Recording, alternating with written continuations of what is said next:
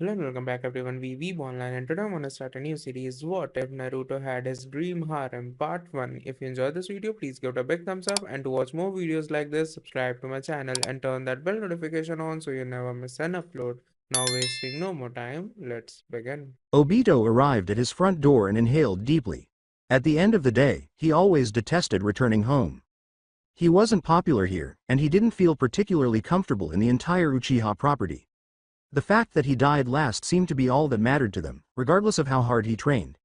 People at the facility would frequently stop him only to talk to him and beat the living daylights out of him.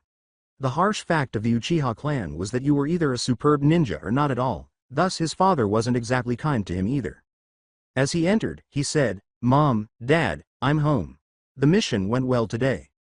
"Oh, excellent, you got through another D-ranked completed. How long has your team been doing those now?" said his father, Otuka, with a roll of his eyes. Obito detested his father's use of the phrase, "a weak dad." "It's a time of war. Most of the other teams have start regular C ranks by now," Otuka said, shaking his head. "Minato-sensei doesn't want us to do mission until he feels our team works okay, and Kakashi Baka won't work with us," Obito said, taking a glass from the cupboard. "Please, he just knows you're too weak. Kakashi is a fine ninja and Rin was top kunoichi of the year, you're the one holding them back." Obito replied with a sneer. "Dad, can't you try encouraging me just once or something? I'm really trying out there," Obito said after taking a sip of his water.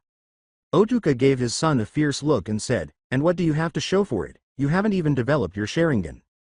According to Obito, you need to be in a life or death situation to activate it. Obito was growing weary of the discussion. After glaring at him, Otuka said, "Then maybe that's what you need to do." "I would have thought that the night you nearly beat death for being dead last would have counted," Obito murmured to himself. "You did that to yourself, you're Uchiha, you don't get to be dead last," said Otuka, grabbing his son's wrist.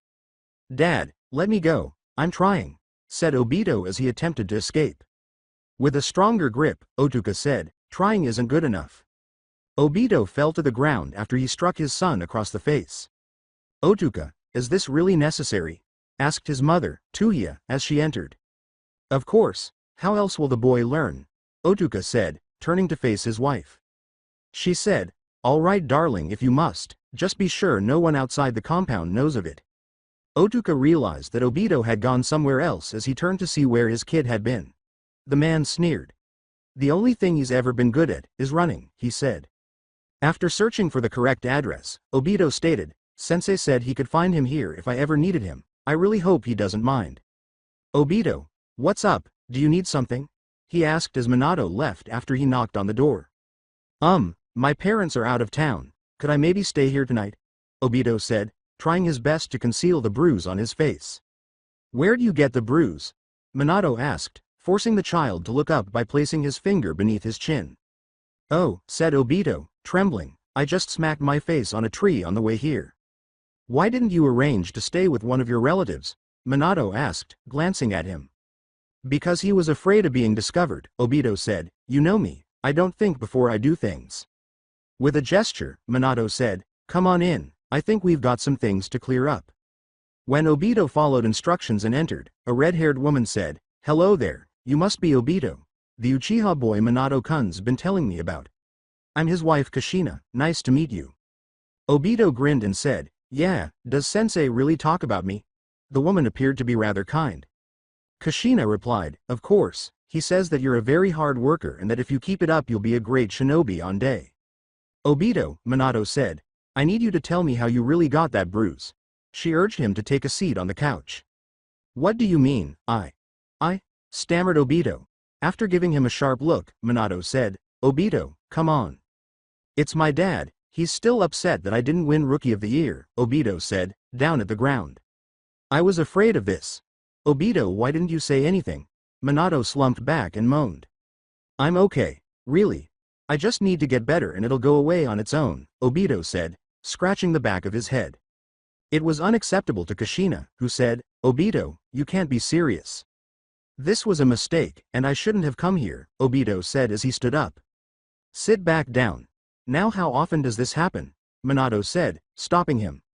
With trepidation, Obito said, "I don't know, 2 or 3 times a week." "And how bad are they?" Minato asked, nodding. Obito was nervously rubbing his arm. They're usually pretty bad, although he usually doesn't hit me in the face. He's too careful, that's why he buys me long sleeve cloths. When Minato stood up and rolled up his sleeve, he saw that his arm was indeed bruised. Oh my god, Kushina exclaimed. You can't keep staying there. Pushing it back down, Obito said, it'll pass, trust me. I'll get stronger and he'll stop. Obito, that's not the point. We need to get out of there, Minato argued. Look, it's my fault anyway, Obito sobbed. The youngster was hugged by Kushina, who said, no it isn't, and you're a lovely boy and a hard worker. Don't you dare say it's your fault. Minato got up and said, I'm going to talk to the Hokage, see about getting you out of there. But the Uchihas, Obito leapt to his feet. Minato was on her way out when she said, don't worry them, they'll have to get through me to get to you. Come sweetie, let's get you something to eat and make up the guest room for you, Kushina said as she approached Obito. Entering the Hokage's office, Minato said, sir, we've got a problem. And that would be? Asked Sarutobi, looking up. After Minato explained what had happened at his house, the elderly man rubbed his temples and said, this is a delicate situation. The Uchihas don't like to be told how they can and can't raise their children, and it's nearly impossible to fight the entire clan. We can't go after them for child endangerment, that's for sure. After giving it some thought, Minato asked herself, what if someone else took him in? Has he activated his Sharingan yet? Sarutobi asked, glancing over an ancient book he was holding. No, Minato shook his head. Sarutobi set it down. Then it should be fine. If what you've told me is true, then they shouldn't care if someone takes him in. They'll just see it as getting rid of a weak clan member. May I ask, who's taking him in? Minato laughed. Actually, me and Kushina. I like the kid, and he needs a place to stay. We have more room than we need and I know Kushina will be okay with it. After chuckling at his scheme, Sarutobi handed him some documents and said, have one of his parents sign this and fill out the rest. I'll take care of the rest. Minato went to meet Otsuka after obtaining the paper. What do you want? Otsuka asked Minato as she opened the door after hearing a knock. After showing him the documents and telling him everything he had learned, Minato said, I want to take in your so to become his legal guardian. Why do you want the little failure? Otsuka asked, laughing as he glanced at the documents. He's not a failure, he's a good kid who needs some help, Minato said, giving him a stern look. Fine, he's a disgrace anyways. Any objections Tuhiya? Otsuka said, taking out a pen. Despite her worried appearance, Tuhiya said, I suppose not, it's probably best if he just leaves the clan anyways. It was signed by Otsuka, who wrote, his things are in his room, if you want them grab them. After grabbing what little he thought was worth grabbing, Minato left. Obito's parents were definitely not the nurturing kind, therefore he was glad to be out of their place. Kushina and Obito were giggling on the couch when Minato returned home. Oh man, that's awesome, he really did that? Minato said. Oh yeah, he might be a great ninja but he likes ramen way too much, Kushina said, laughing uncontrollably. Minato entered the room. Glad to see you guys are having a good time. I've got something to talk to you about. What's that? Did I do something wrong? Obito asked, glancing at him. According to Minato, I'm sorry Obito, but I really do want you to stay. She informed him everything that had transpired. Why would you do all of this for me? Obito asked, looking terrified. Minato laughed. You're a good kid and I like you, why not? I think it'd be nice to have you here, don't you Kushina? Of course, our house is your house, exclaimed Kushina. Thank you. Thank you so much, Obito exclaimed as he raced up to embrace them, tears in his eyes. Minato grinned and gave him a hug in return, sensing that things were about to improve. Obito was confused when he woke up, but he quickly realized that he now resided with his sensei. He wasn't sure how he felt about that yet, but he reasoned that it couldn't be worse than his father. He made the decision to leave after smelling the food in the kitchen. Kushina was pleasantly conversing with Minato while preparing some bacon and eggs on the stove.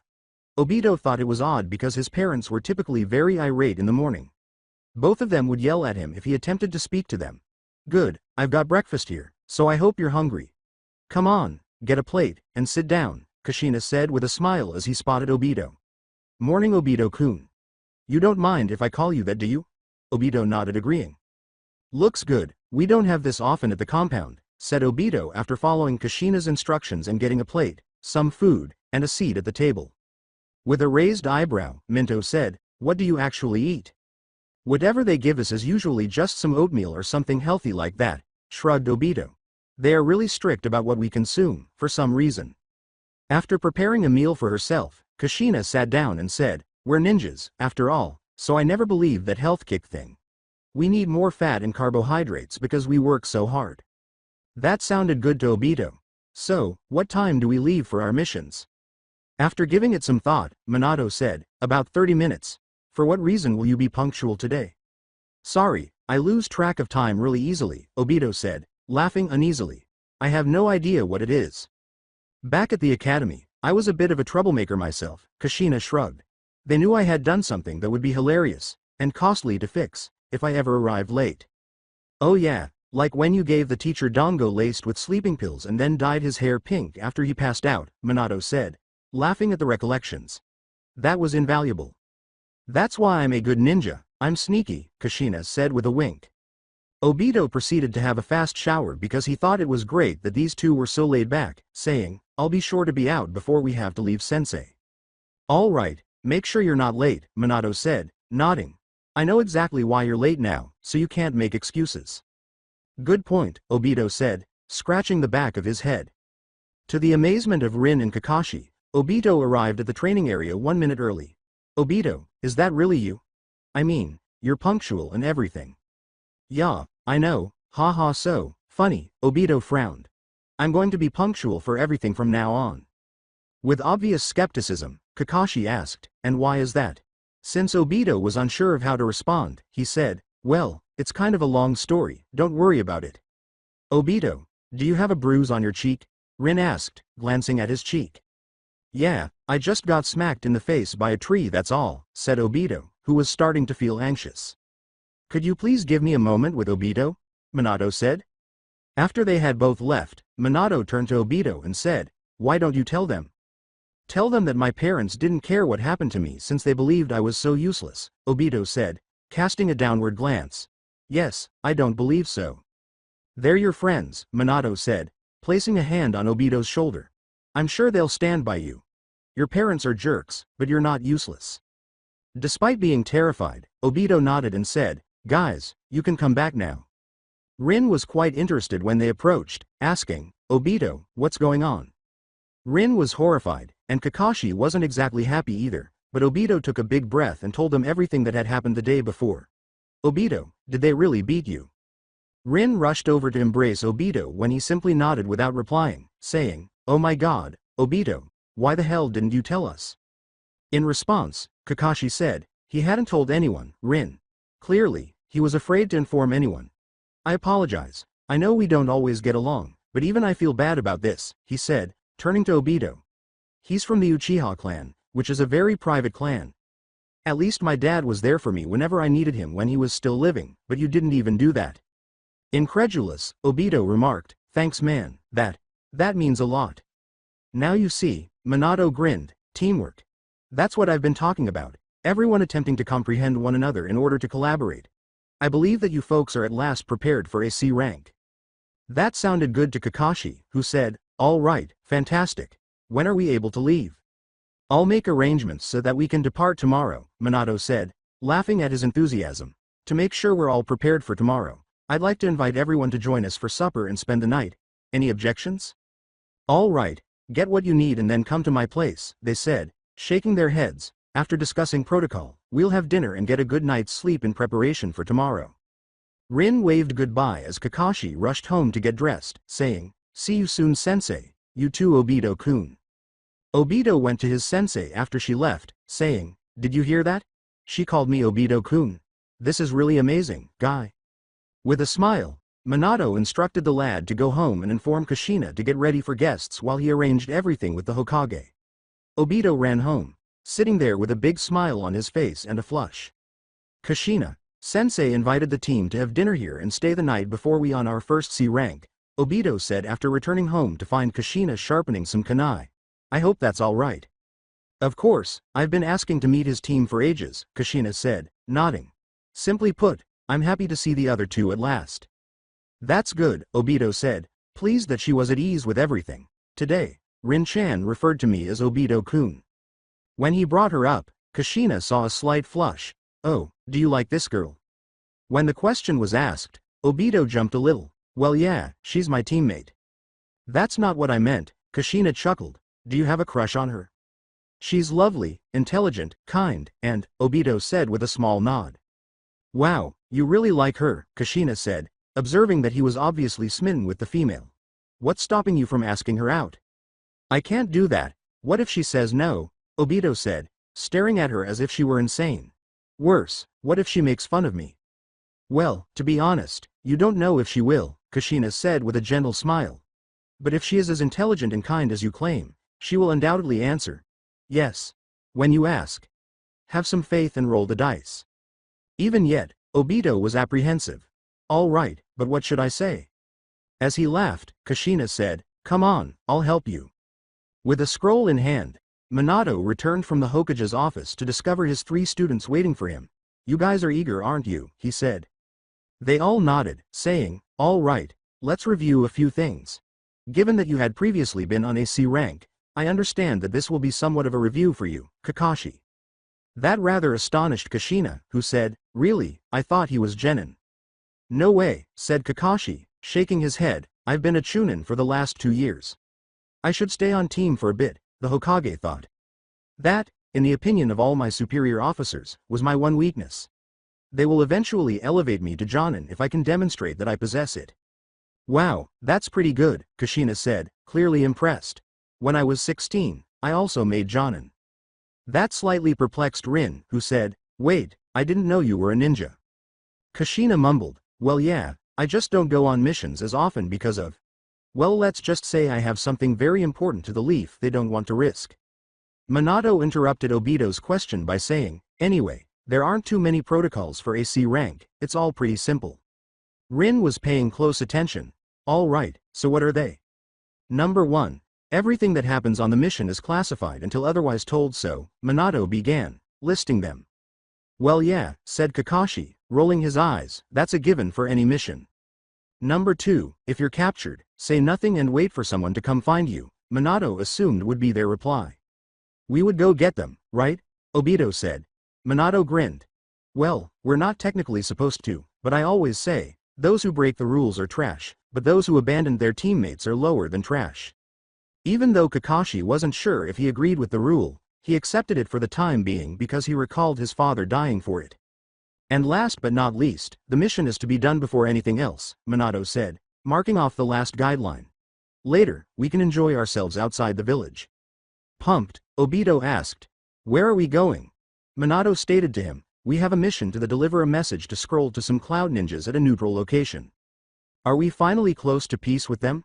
Rin asked, her eyes bright. "We're getting there, but we've still got a ways to go," Minato said with a smile. "So we're finally getting those warmongers to listen, huh? Good," Kushina frowned. "Those men are such egotistical idiots." Sensing some animosity, Obito asked, "Has something happened between you and the Cloud Ninja?"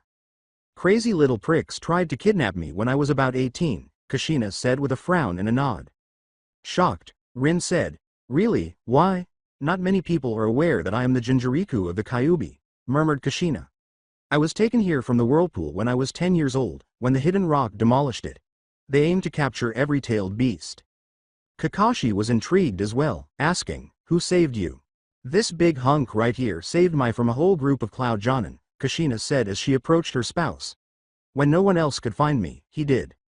"How did he discover you?" Rin adored a good love story. "I left strands of my hair so that someone could find me," Kushina said, kissing her husband on the face. "Only Minato-kun was able to identify it as my hair. Only one person, he claimed, had hair that lovely." Rin said, "Oh, that's so sweet," with stars in her eyes.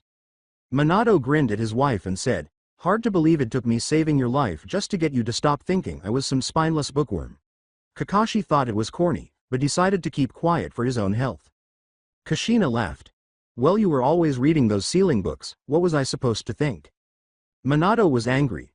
"I was doing it to recreate the yellow flash that Tobirama created. I needed to read those books." Simply giggling, Kushina said, "Come on you guys, dinner's ready."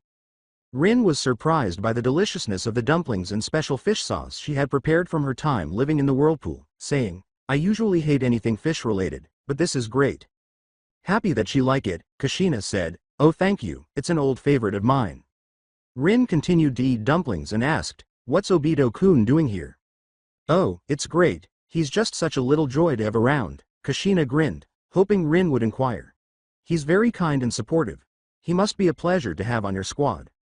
Obito flushed as Rin grinned at him and said, "Oh, it's fantastic. However, he continued to worry more about us than about himself, and I had no idea how horrible things were at home. He truly is something unique."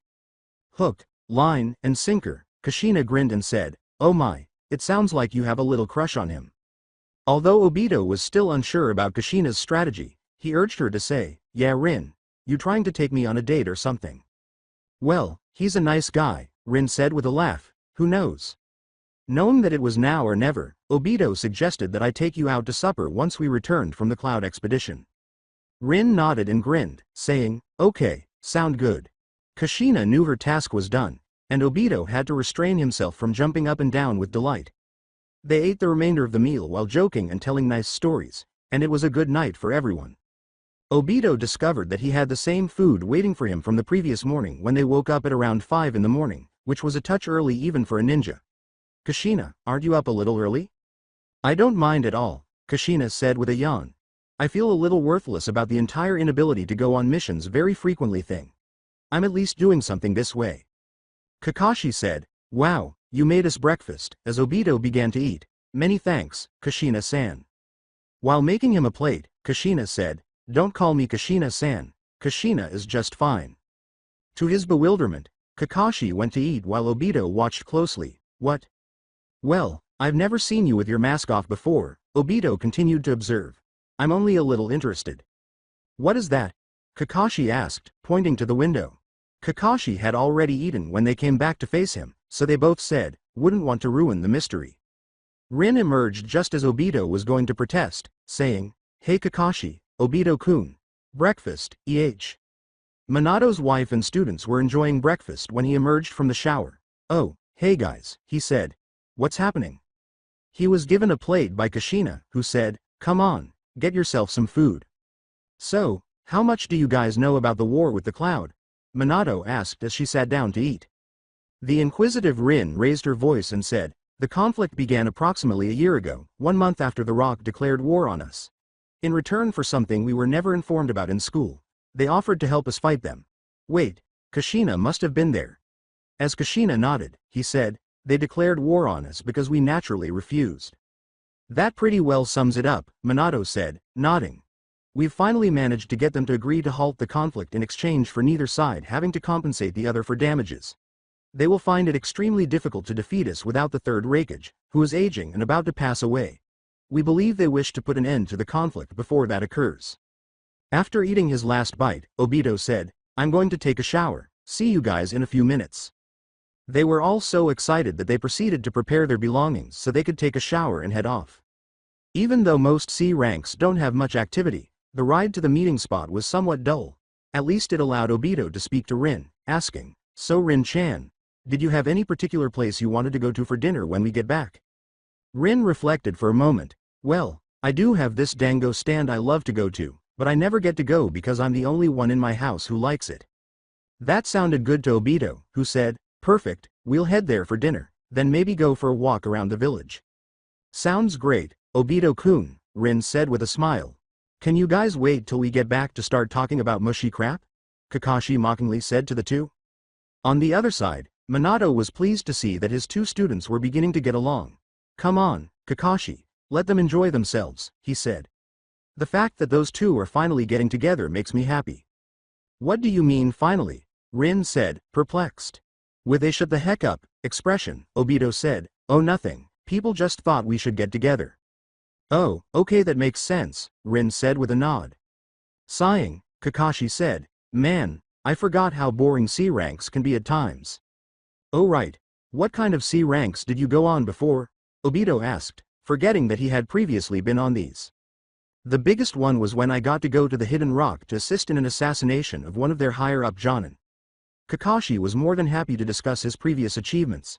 "However, I only got to use my summoning dogs to sneak around a facility and break a few locks." Rin nodded. "Still, at your age that's pretty impressive." With an anxious expression on his face, Minato was about to say something, but he stopped abruptly and said in a low, whispered voice, "Kakashi, I think I sense someone. Call one of your dogs and check to see if they can detect a scent." Using some hand signals, Kakashi called forth a pug and instructed him to sniff around. "Why are you afraid, sensei? It's not like it could pose a threat, is it?" Minato sighed. "I think I've sensed this chakra before, I wouldn't forget it." The pug paused and turned to face them. "Is there a reason why I would detect the aroma of an octopus and a bull together?" "Damn," Minato frowned, "the 8 tails. What on earth are they doing in this place?" After sniffing once more, the pug said, "I think they're passing us, maybe we're not in for a fight after all." "No, that's exactly what they want," Minato said, shaking his head. "The last time, I was the one who defeated A and B. They must have assumed that since I wanted the peace deal to be approved for Kushina's benefit, I would request this expedition. They're pursuing Kushina, therefore we must go back and stop them." Confused, Obito asked, "Who are A and B?" "The son of the third Raikage and soon-to-be fourth Raikage A, his adopted brother, and the master of the 8 tails B, also known as Killer B, make up the most formidable tag team in the clouds," Minato sighed. "I fought them and prevailed the last time they came for Kushina. While I'm out of town, they want to pick up Kushina. You may send the pug away. Thank you, Kakashi." After throwing a tree to the dog, which it destroyed, Kakashi turned to face his sensei and said, "Wait, you defeated a tailed beast and a cage-level shinobi simultaneously?" "Kind of, but it was because I reached a point where I could have killed B before you went full form," Minato explained as best he could. "I used some tactics to force them to back off rather than engage in direct combat. I doubt I would have prevailed in a full-on battle with them." "So how do you intend to win this time?" Rin said, pointing out a weakness in her sensei's previous statement. Minato laughed. "Same way I did last time, by using what they don't know about me against them." "But you said you fought them before, what don't they know about you?" Rin asked, still completely bewildered. Looking at his squad, Minato said, "That I have you with me." "But we're not even close to being strong enough to fight them," Obito said, turning pale. Knowing this, Minato said, "Yeah, but I can use your skills to put them in a trap. Follow my instructions, and like I did the last time, we can push them into a corner. Despite their might, they rely on raw force to prevail in every battle. That won't work against me." The third's health was declining more quickly every day, thus they needed the 9 tails to win this fight, so A and B were heading to the Hidden Leaf to obtain them. A was on the verge of killing his brother, saying, "Yo bro, how long till we get there, ya know?" He hissed, "Maybe if you stop rapping I'll tell you. You can put me in the grave the day I stop rapping, but I won't give up on this," B retorted to his brother, "You fool." When A noticed a light out of the corner of his eye, he turned to see a huge fireball approaching him. A and B jumped back to avoid it, only to discover that dogs were approaching. A smacked one of them away, and B dodged another, not realizing that a 3-pronged kunai had landed behind them. Minato stood behind them, kunais to their necks, and a yellow flash appeared. "Hey boys, do you remember me? How the heck did you know about us?" A gritted his teeth. "But you were meant to be on a mission to meet our shinobi. Did you really think I'd forget your brother's chakra signature?" Minato grinned. "It was a horrible idea, but I'm going to assume you passed us to confirm that we were the ones bringing the scroll. Just go back now, and everything will be okay." That didn't sound good to A, and if we don't, to defeat us, more will be required than this small stunt. Minato sighed. "Well, then I send my students back to tell everyone you're here and I hold you off until reinforcement come." It appeared as though they had been screwed over once more. They groaned and said, "Fine, but one way or another we will get the 9 tails, that much you can count on." "I'll kill you before I let you take my wife," Minato snarled in a harsh voice. "You can rely on that." "Come on B, it looks like this isn't our day," said A as she turned around. "Not bad, Mr. Flash, but we'll kick your ass someday," B said, following his brother. "You fool. Don't make us look worse than we already are. We already failed the mission," A slapped his brother. After they departed and the 3 pupils emerged from hiding, Obito turned to face his sensei and asked, "What comes next?" "I guess we just head back and report. No reason to give them the peace treaty at this point," Minato said after giving it some thought. At least the task was somewhat successful, so the 3 nodded and left for home. "So basically, after we finished our— I don't know whether to call it a conversation or threats, but that doesn't matter," Minato said as she returned to the Hokage's office and started to tell him everything that had transpired. "We returned here after they left. So there aren't really any peace offers on the table. Well, that's just awful. Sarutobi sighed deeply. As it is, we have already lost too many ninja. This indicates that they must be desperate, Minato said, placing his report on the table. The health of the Raikage must be deteriorating significantly if they would take such a daring action. If he dies, the conflict won't last very long. That still means more people will have to die, said Sarutobi, who was still not pleased. We must put an end to this war because it is becoming absurd. I just want the villages to feel safe once more. Money and power are not important to me anymore.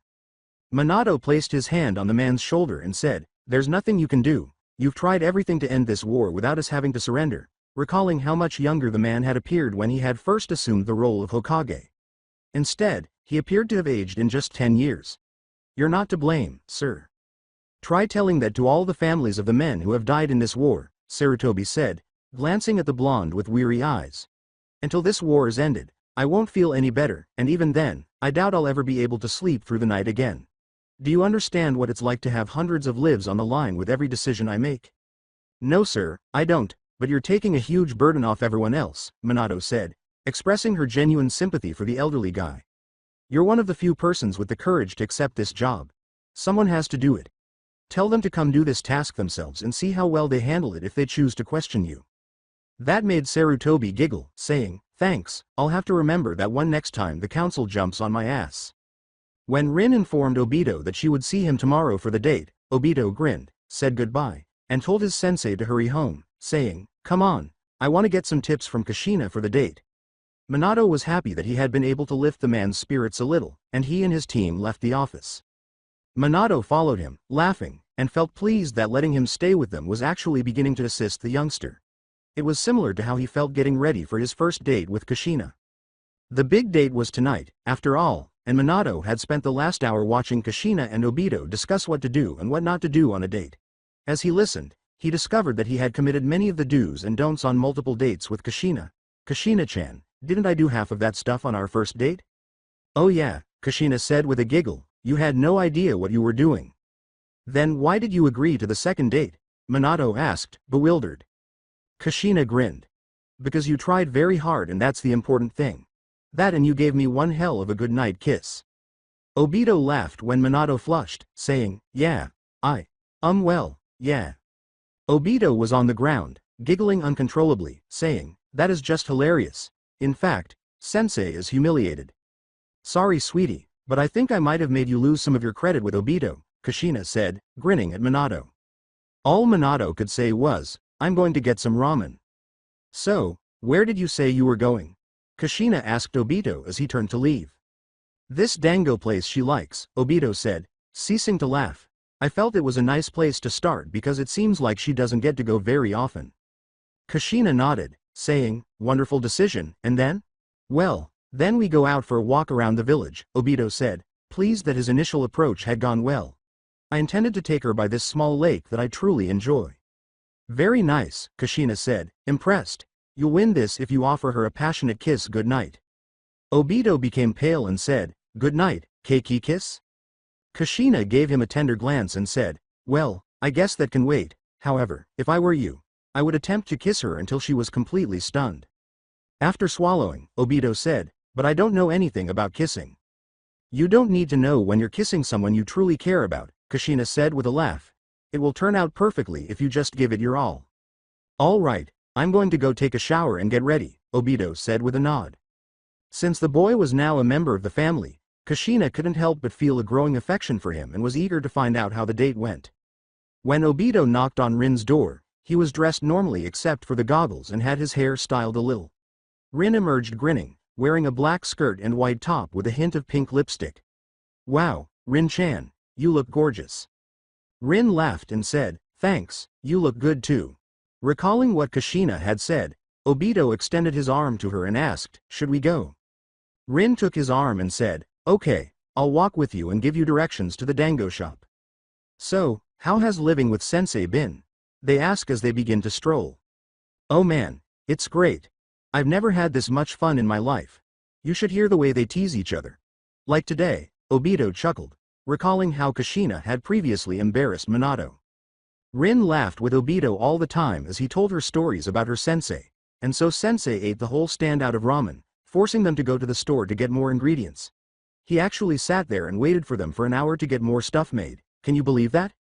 Rin laughed so hard she almost passed out. Oh my gosh, that's awesome, she said. When they arrived at the Dango location, Obito and Rin took a seat. The waitress appeared and said, "Hello there, welcome to Daitrao's Dango, I'll be your server. What can I get for you guys?" 3 sticks of your special dango please, Rin said without even glancing at the menu. Obito simply ordered the same thing, saying, "I'll have what she's having, thanks," since he wasn't very good at dango. "Okay. I'll be right back with some tea for you guys after I put your order in," the waitress scribbled down. Obito asked, "So, what's your family like?" after glancing at Rin. After a brief moment of reflection, Rin said, "Well, I'm an only child. I live with my mother since my father died in the war." With wide eyes, Obito said, "Oh, I'm sorry, it's not a suitable topic to discuss on a date." Rin nodded. "No, don't worry about it. It was during the Second Shinobi World War. I didn't really know him. I was only like 2 when he died." Thanking God he had avoided a huge situation, Obito said, "Oh, well that's too bad. It must have been hard living without a father." "That's a strange, coming from a person who was beaten by their father," Rin replied, raising an eyebrow. "Oh my gosh, why did I say that? I'm so sorry Obito-kun," she added, covering her mouth when she realized what she had said. He sighed, "It's all right, it all worked out for the best. Sensei and Kushina have been great for me." "I know," Rin responded, still feeling guilty. "I still shouldn't have said that though." Obito put his palm on hers. "Hey, if that hadn't have happened, I never would have lived with Sensei and Kushina.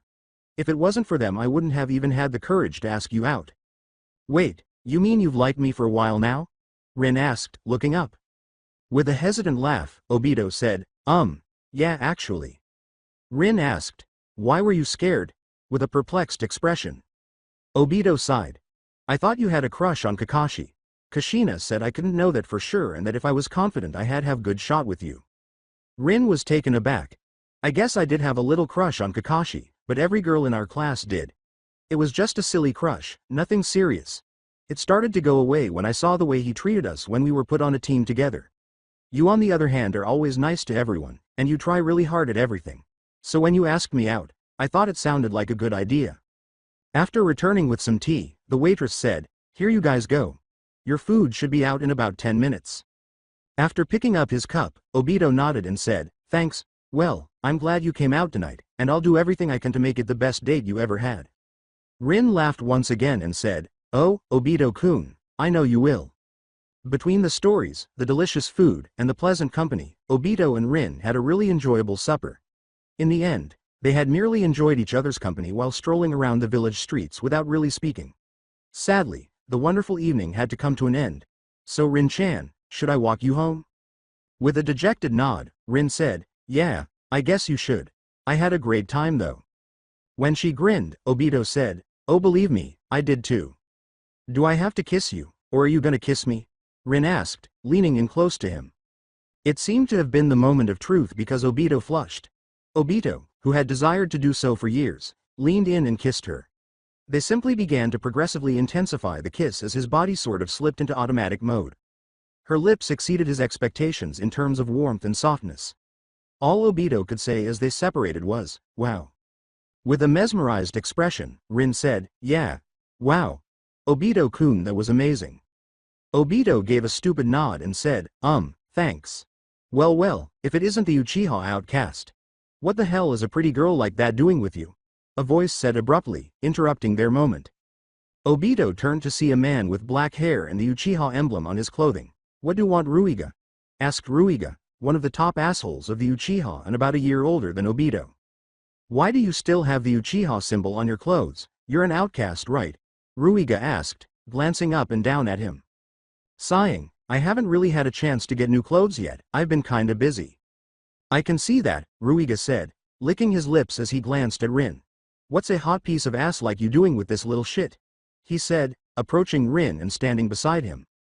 "The only little shit I see here is you," Rin said with a frown. Ruiga smiled darkly. "Don't be like that, why don't you come back to the Uchiha compound with me, then we can have you coming somewhere else?" Rin was gagged. "That's disgusting, you pervert. Get the hell out of here." "Hey, Don't you talk to me like that. Do you know what most girls would give to fuck me? Ruiga said, grabbing her by the neck. Don't touch her, said Obito, punching him hard in the face. With a smirk on his face, Ruiga said, bad move asshole. He charged at him with a kunai, but Obito grabbed his hand and threw him onto his back across his head. Looking up, Ruiga said, how the hell? Rin said, Obito-kun, your eyes, as she turned to face Obito. Obito's Sharingan was activated when he saw something incredible in a storefront window. What but how? You have to be in a life or death situation. Rin nodded. You need to be in extremely emotional distress, near death just brings that feeling out a lot. Ruiga laughed. So you saw me coming at this little bitch and it activated your Sharingan, well that's just great. Get thee out of here, I will kick your ass, Obito scowled at him. I'll get you for this, but it'll be more trouble than it's worth to kill you, Ruiga said as he began to depart. Obito-kun, are you okay? Rin asked as she gave Obito a hug. Obito returned her embrace and said, of course, don't worry about me. When Rin said, I have to worry about my boyfriend, she simply pulled him closer. She said, wait, boyfriend, really? And Obito understood. With a passionate kiss, Rin said, oh yeah, after tonight, you're definitely my boyfriend. This time, Obito actually jumped with delight. After locating Fugaku, Ruiga went into his office. The man, who was young but excellent for the clan, was appointed clan leader last year. He was confined and committed to restoring the Uchiha clan to its proper renown. Fugaku-sama, I've got some news about Obito Uchiha. With no upward glance, Fugaku said, he's no longer a Uchiha in the eyes of the clan. Ruiga replied, I know, but sir I entered into a confrontation with him and a girl and can only assume as his girlfriend tonight. Fugaku continued to glance down. Are they dead? If so we have a partially problematic situation on our hands, as he is very close Minato Namikaze and the Jinchuriku of the Nine Tails. Ruiga raised his eyebrows. No sir, the emotional distress of seeing his girlfriend in danger caused his Sharingan to activate. This time he looked up. Now that is a problem. We can't have someone with an active Sharingan running around the village if he's not Uchiha. This must be fixed immediately. Ruiga had an idea. I'll summon his father and we'll see about getting him back into the clan. What do you wish us to do if he refuses? Fugaku paused for a moment. If he wasn't living with one of the Leaf's top jonin I'd say kill him. However with him living with Minato and Kushina that isn't an option, they'd never let us get away with it. Do whatever you can to get him back without causing Minato to come after us. The Hokage loves Minato and we can't afford any more pressure from above right now. After leaving the office, Ruiga said, yes sir, it will be done. Fugaku sighed as he reclined on his chair. It was going to be difficult. This is the best day ever. Woohoo! This is so freaking awesome. Kushina, sensei. Guess what? Obito exclaimed as he returned to the flat, still bouncing off the walls after his date. Okay Obito. What is it? Did your date go well? Kushina sought to reassure him after Minato and he stared at him as if he were crazy. She wants to be my girlfriend. Rin-chan's my girlfriend now, said Obito, beaming from ear to ear. This was Kushia's kind of thing, and she shrieked with delight, saying, Obito-kun, that's wonderful. Tell me everything about the date, don't leave out a single detail. Obito took a seat. Dinner was great, she loved the dango. Then we went on a walk and I told her a few funny stories and we just kind of hung out for a while. We had an awesome kiss. After that, well that's gonna take some explaining. What happened? Asked Kushina, raising her eyebrow. After activating his recently acquired Sharingan, Obito says, we had a bit of an altercation with a member of my old clan. Upon seeing his eyes, Minato was taken aback. Your Sharingan activated, did he almost kill you? She said. No, Obito said with his arms crossed, he tried to hurt Rin-chan and that made me active my Sharingan. I see, well it appears you had one hell of a night, Minato said with a smile and a nod. A knock at the door interrupted Kushina's plan to question him more about his night. Dad, was a startling sight when Obito opened the door after deactivating his Sharingan and saying, I'll get it. Hello, son, said Otsuka, with a smile that Obito rarely saw, I've come to discuss you returning to the Uchiha clan. To Otsuka's astonishment, Obito did not smile. Fine, come in I guess.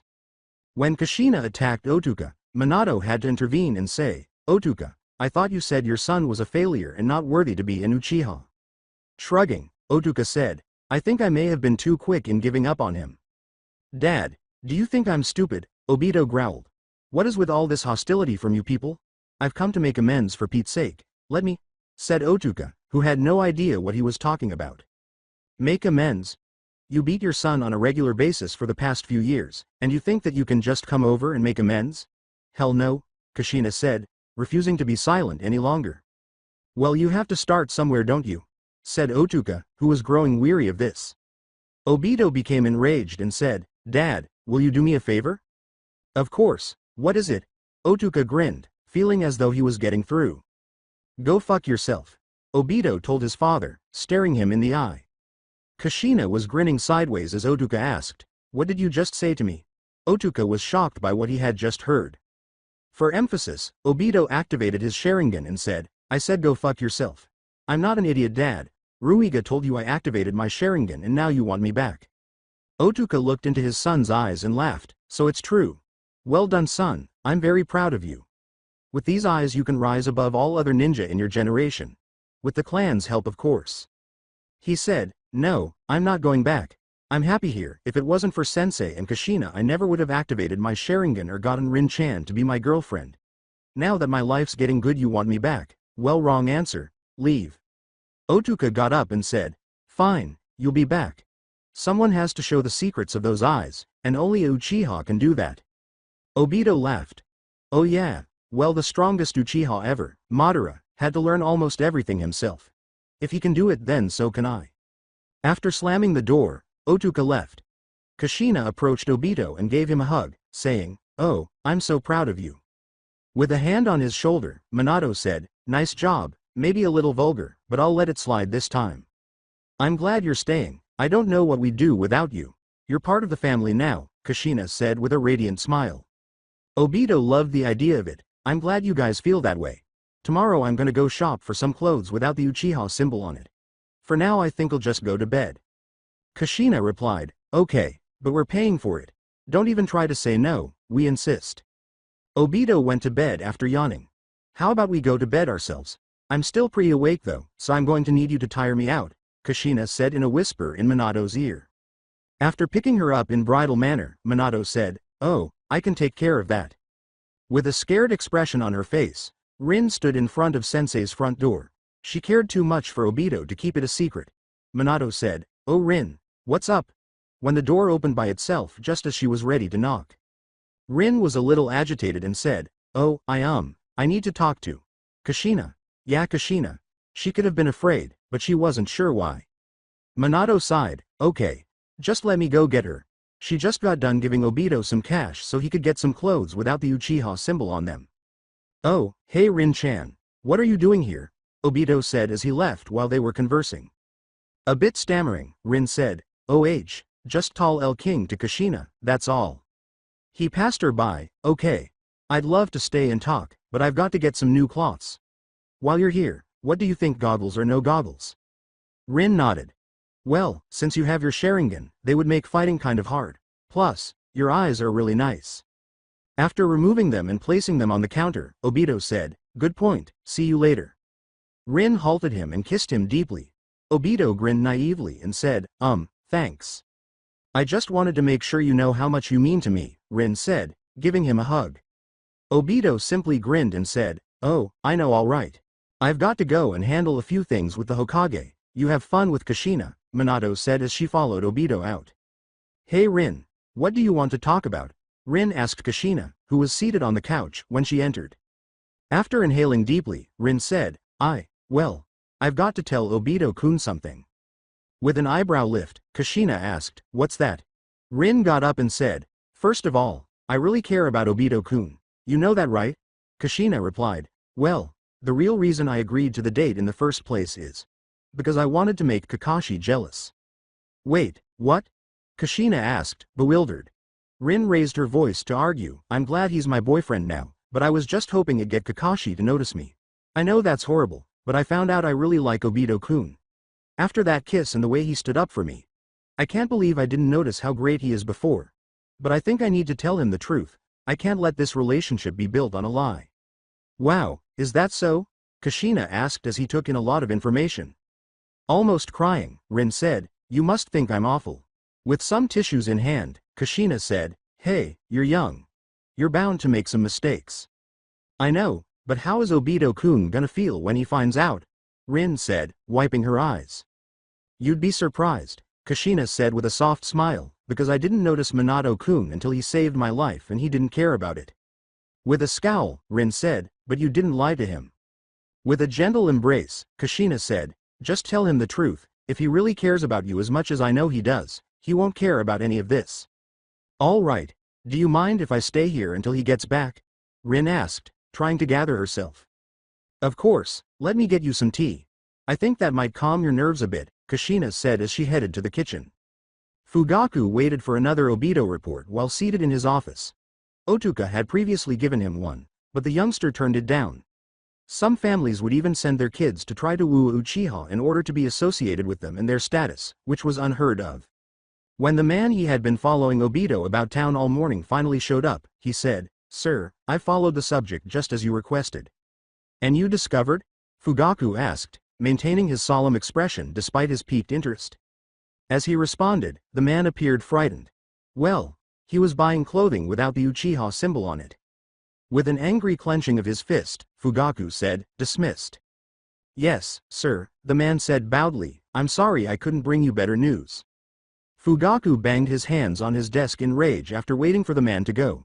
He had a gut feeling that this brash young brat would cause havoc. He needed to come up with a solution. But there was no way to resolve this without running into a significant hazard. Somehow, there must be, but what? Obito returned from the store looking completely different. With a few significant exceptions, it resembled his previous appearance somewhat. Naturally, he no longer wore goggles and the Uchiha emblem was removed from every article of clothing he owned. His clothing was still dark blue, but it was now dark crimson rather than orange. Additionally, it was much tighter, giving him a more muscular appearance. Overall, he appeared significantly older in the new attire. Rin-chan, did you wait all this time for me? He said as he entered the house and saw Rin waiting for him. Obito-kun, I need to tell you something, Rin said, taking Obito's hand. What's wrong, did I do something? Obito asked, feeling anxious. No, you're amazing. I'm the one who did something wrong, Rin said, giving him a hug. What is it? Asked Obito, looking perplexed. Come on Rin-chan, you can tell me. With Obito listening carefully, Rin looked down and revealed why she had accepted the date. I'm sorry, Obito-kun. If you're upset with me and you don't want to see me anymore, I'll let you know. She told him everything and also expressed her feelings of regret. Laughing, Obito said, Rin-chan, who cares? What? Rin said, looking up in shock. She was close to Obito. So you were trying to get Kakashi first, so what? All it took was one date with me to win you over. After all, if you were still after him you wouldn't have told me the truth. I care about you and you care about me. The way I see it, all's well the end well. Rin was beaming broadly. Oh, you're so great, she said intensely as she kissed him. Kushina said, I'm glad to see you guys are still together, but would you mind not doing that right in front of me? As Obito was on cloud 9. Hey, I didn't yell at you and Sensei for keeping me awake last night, pouted Obito as Rin flushed. Wait, you don't mean, Kushina said, turning pale. He sighed. These walls are pretty thin and my room's right next to yours. I get you guys need to have sex and all that, but could you maybe do it when I'm not home? Just ask to leave for a while. I don't mind leaving. I mind listening to you screaming out Sensei's name all night. What all did you hear? Kushina asked, looking embarrassed. Shaking his head, Obito asked, are you really interested in knowing? Kushina chose to remain silent. Alright, here's the deal. You guys don't make out around us, and we'll warn you so that you can be out of the here if we decided to get hot and heavy. Deal? Obito nodded and said, deal. Hey guys, what are you talking about? Said Minato as she entered the room. Nothing. They all said simultaneously. After helping Sarutobi deal with the council, Minato simply shrugged and went to get some dinner, not really caring what was happening. Obito is quite eager to start training today. Since it was his day off, he had gone to buy new clothes the day before and spoke with Rin about it. It was the first day he would be able to train with his Sharingan, as he had activated it the night before. With the intention of devouring his meal as quickly as possible, Obito sprung to his feet and dashed to the kitchen. He was stopped by Minato when he noticed his plan, saying, don't go too fast now, I need to discuss how we're going to approach your Sharingan training. Obito knew it was essential to listen to his sensei, yet he was nevertheless eager. Okay, what did you have in mind? He asked, taking a seat across from him at the table. Minato took out a book. I didn't just go to see the Hokage for the council meeting. I went to ask him if he remembered anything from his sensei, the first Hokage, if he remembered hearing anything from him about how Madara learned to use his Sharingan. Lucky for us he did. Are those his notes? Obito asked after glancing at the scroll, which was undoubtedly rather ancient.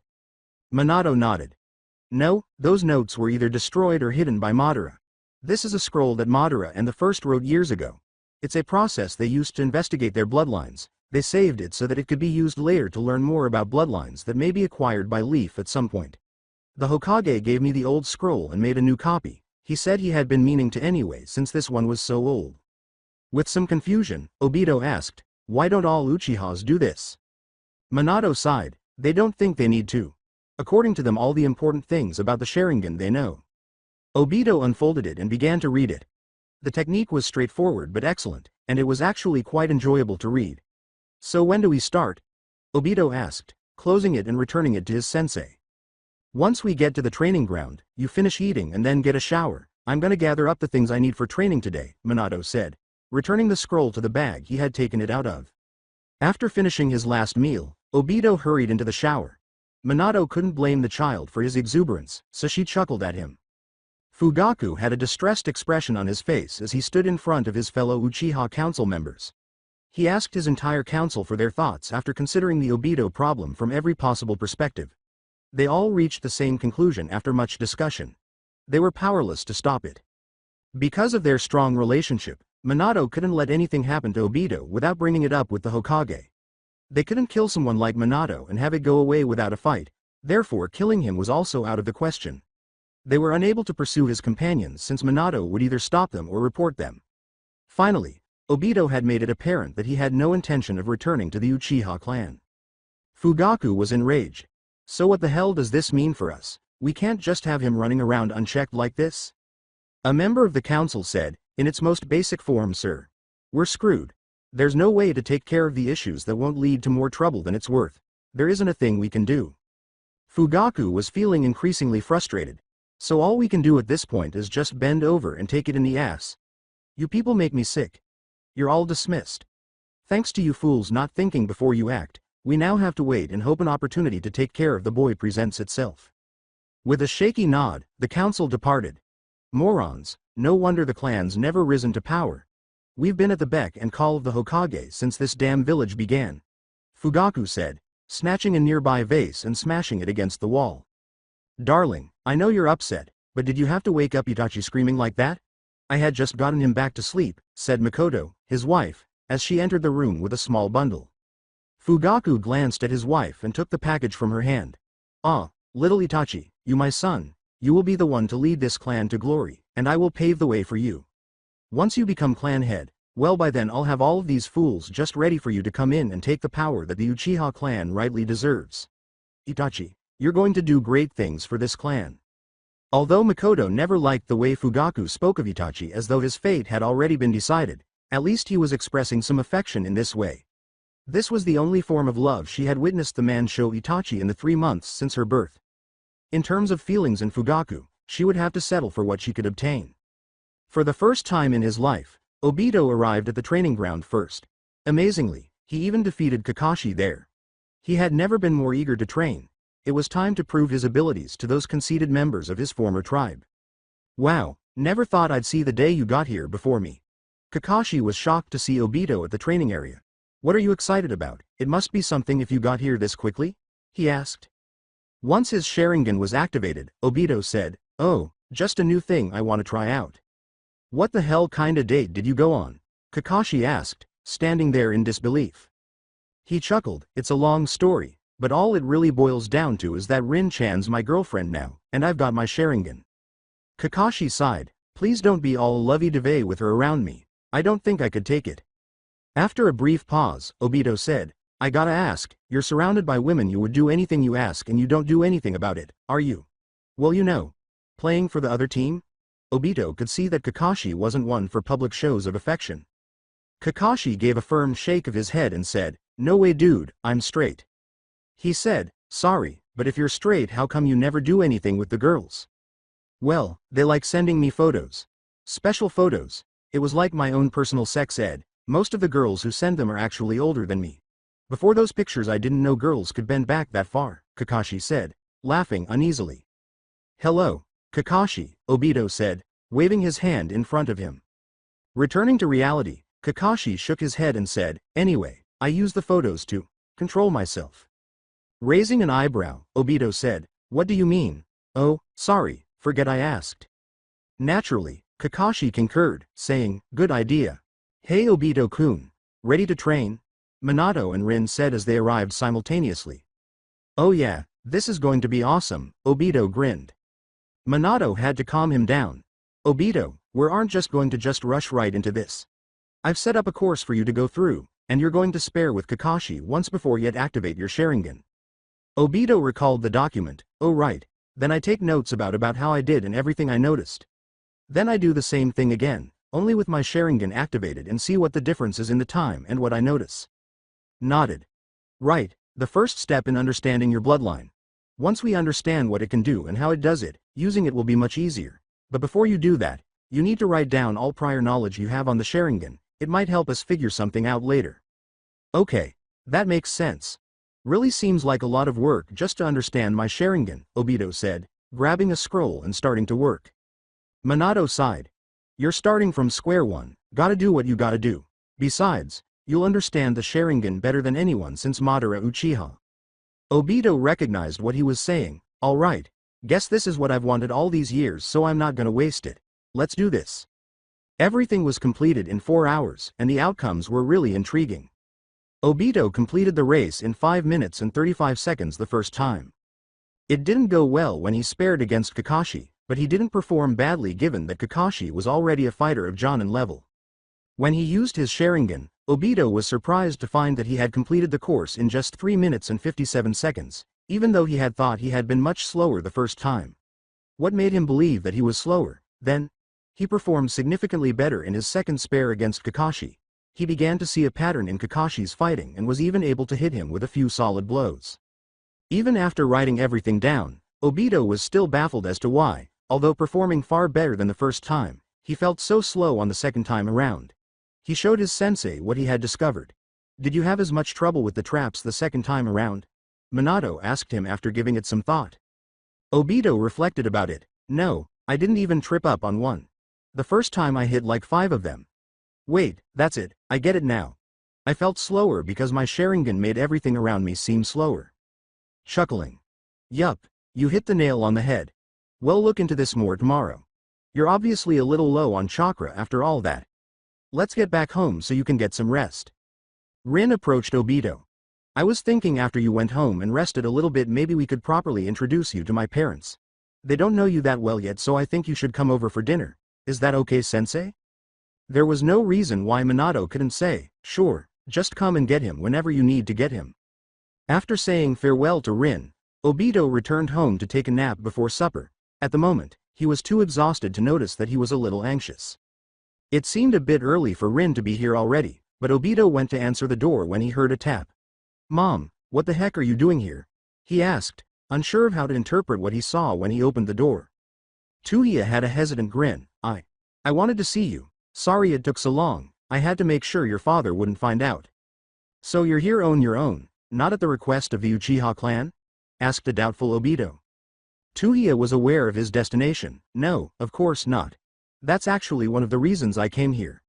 I want you to be careful, the clan can't do anything to you right now but they won't stop trying. Keep an eye out, sweetie. Growled. Oh sure, now that Dad's not in front of you you want to come to my rescue. Why didn't you try to help me back when he was beating the crap out of me? Because I was scared. Whenever I stood against him the beatings just got worse, said Tuhiya, with tears in her eyes. Obito screamed, what are you talking about, you never stood up for me. While crying, Tuhiya said, no, because I learned. Obito-kun, you had an older brother. What? Obito halted his ranting. Tuhiya broke down in tears. When he was just 5 he had gotten into a fight with someone from the Hyuga clan. He lost and was hurt badly, but rather than help him your father was furious. He screamed at him for losing to a Hyuga, and he started beating him. I tried to stop him but. In an attempt to assist her, Obito said, Mom, it's okay, you didn't do anything. Tuhiya continued to weep. He threw me off and said it was all my fault, that I had given him a weak son. The more I tried to tell him to stop, the harder he would hit him. Before long. It was unbelievable to Obito to hear that. He killed his own son, my big brother. Uchiha was in her own world. I cradled his lifeless body in my arm, my little Wuhiko. They covered up his death, they made so that my son didn't exist. It was like my sweet little boy was never born. I tried so hard to leave him, but the clan wouldn't have it. You were due in just a few months, and I knew they would make sure you got custody. I needed to stay to make sure that you were safe. I'm so sorry for all you went through. Uchiha stood up just as Obito was going to say, that's what I came to tell you. Please, stay away from the Uchiha clan. You've managed to get out, don't waste it. Obito's mother had left, but he still wanted to hear more. She had left a picture on the table, and he saw it. He wanted to know more, but Rin was due any moment. The youngster who looked like him had the words, your big brother, age 4 inches written on the back. He was not done with this, not by any means, but there was nothing he could do at the moment. Rin's parents, Yuta Nohara and Guden Nohara, were seated across from Obito. According to Rin, her mother remarried when she was 4 years old. It would be an understatement to say that he was now a little out of it. His thoughts were rather jumbled due to seeing his girlfriend's parents, whom he tried to please, and learning that his brother had been murdered by his father. So, Rin tells me you live with Minato. Why is that? Guden asked him. Daddy, I told you not to ask that yet. Rin scowled at him. Obito nodded. No, it's okay. I wasn't well liked in the Uchiha clan, even by my father. He saw me as too weak and he felt the need to toughen me up. As you can imagine, his way of doing that wasn't exactly a good thing. Guden said, I see, my apologies, I had no idea, after realizing he had touched on a delicate subject. It's in the past now. All I can do is get stronger and prove them wrong, Obito said, taking a chunk out of the rice and fish on his plate. After adding soy sauce to hers, Yuta said, but Rin mentioned that you had activate your Sharingan, that doesn't sound weak to me. He said, true, but that was after I left. Once I did, they tried their hardest to get me to rejoin the clan. I refused, of course. How can one of the Leaf's most respected clans get away with something like that? Guden asked, startled by what he was hearing. Obito recalls the unique history lessons he received at the compound as a child. Back when the village was first formed, it was more of a partnership between the Senju and Uchiha clans. They didn't elect a Hokage and form a proper government until after more clans want to join them.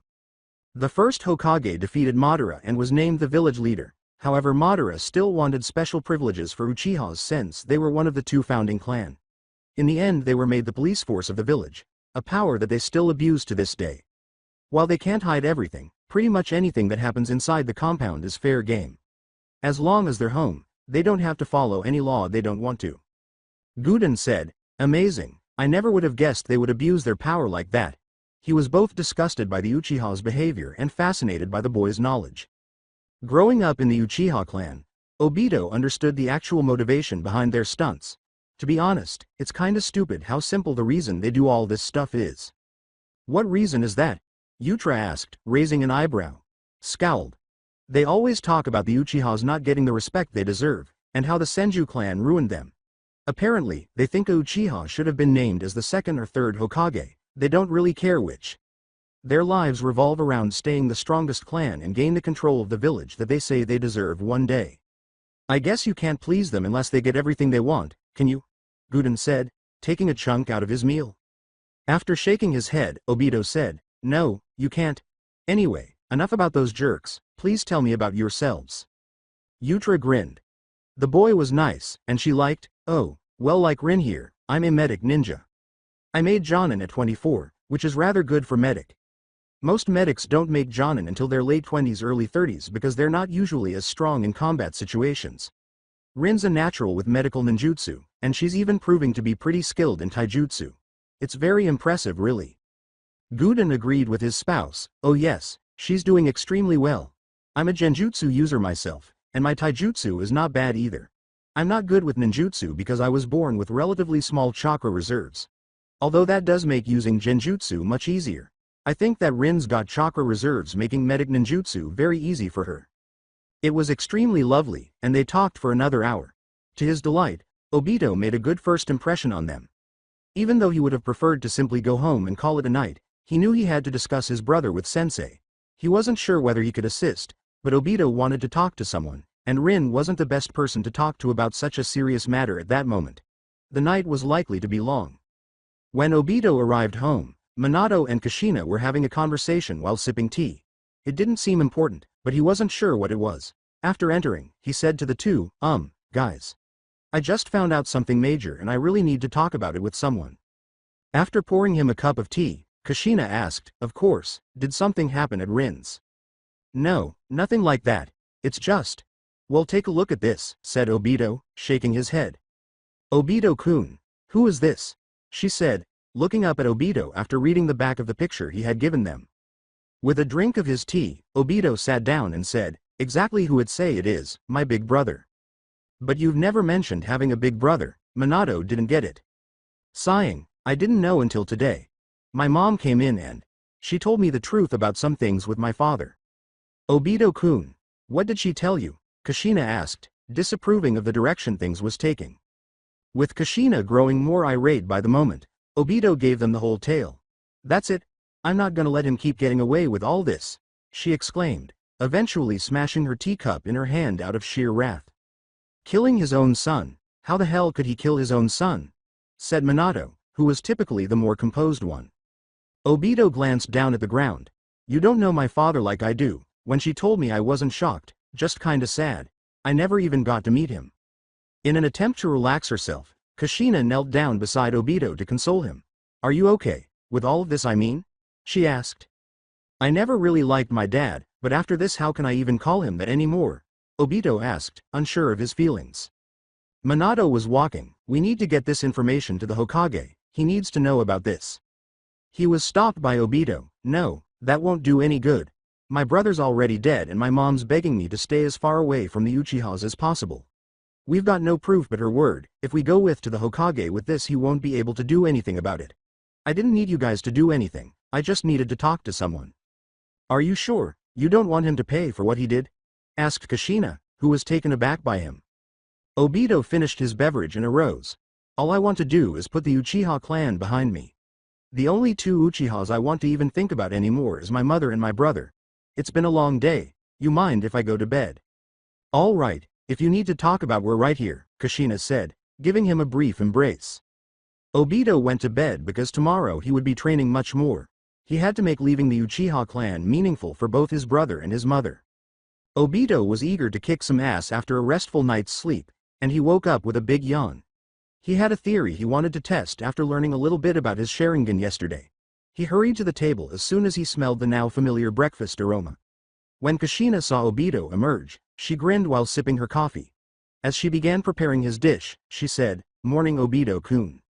After thanking her, Obito accepted the platter. Looking at Kushina, Obito sat down at the table and said, "So, still going crazy cause you can't go on missions?" Kushina grumbled, "Yeah, thanks to those hidden cloud pricks. They won't let me step foot out of this village, especially Minato. He been getting more and more nervous they'll attack if I ever leave the leaf for even a second. God forbid I worry about my wife. Kushina, you know I just want you to be safe, and they're getting desperate. Please just sit tight for a little longer, okay?" Minato said as she emerged and kissed her cheek. "All right," Kushina said with a half-hearted nod, "but you'd better be home a little more. I'm going crazy here alone." "Hey sensei, I think I have an idea about the Sharingan," Obito said, turning to face his sensei. "And that would be?" Minato asked as she sat down. Obito reached for a book. "I was going over everything I remember hearing and everything I learned about the Sharingan yesterday, and I think get why it's so good with Genjutsu." "Okay. How is that?" Minato asked inquisitively. Obito pointed out a few notes he had written on the Rin's dad told me last night that Genjutsu is used by linking your chakra with the other person's and manipulating it to confuse them. When he said that, I remember the people back at the compound saying something about seeing chakra in colors when you get more tomios. I think that since you can see the person's chakra around them, that makes it easier to chain yours to them cause you can actually see it, ya know. And I think that's why the Sharingan helps with chakra control too, cause you can see your chakra when you use it, making it easier to tell how much you need. The big thing with the Sharingan seems to be comprehension. Did I use the right word there? The boy's level of understanding impressed Minato, who laughed and added, "Well said, if I had to guess I would say you're right. You go get ready, I'm gonna be down to the training ground late because I have to talk to the Hokage." A little interested as to what Sensei had to discuss with the Hokage, Obito threw his plate in the sink and went to the shower. When Obito arrived at the training area, he saw Rin attempting to have a pleasant conversation with Kakashi. Kakashi was still not very good at having casual chats, even if he had improved as a team player. He just provided succinct responses that did little to further the discussion. To her credit, Rin persisted in trying, asking, "So Kakashi, how is training going?" Without even raising his eyes from the scroll he was reading, Kakashi said, "Good. So, it looks like the Cloud might be getting out of the war soon. Any thoughts?" Rin asked, growing irritated.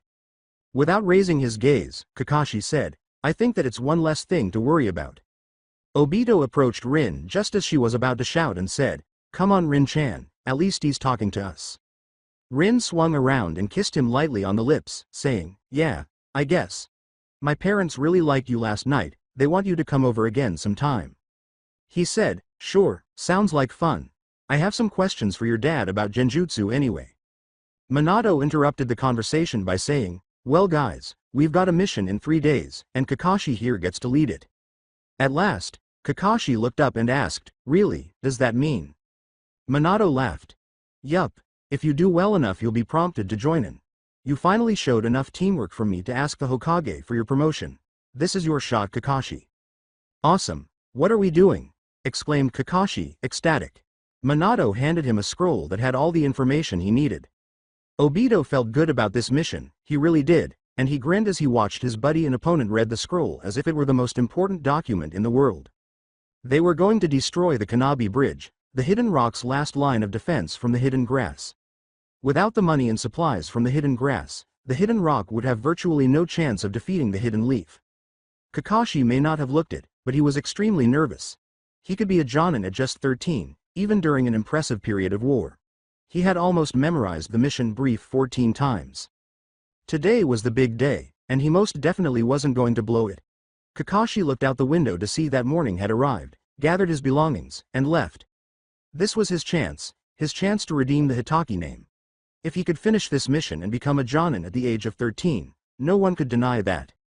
As Rin was growing anxious, Obito showed up with a box under his arm and stated, "Sorry I'm late, Rin-chan said I was supposed to get Kakashi a present and I had to wait a bit for mine to be done."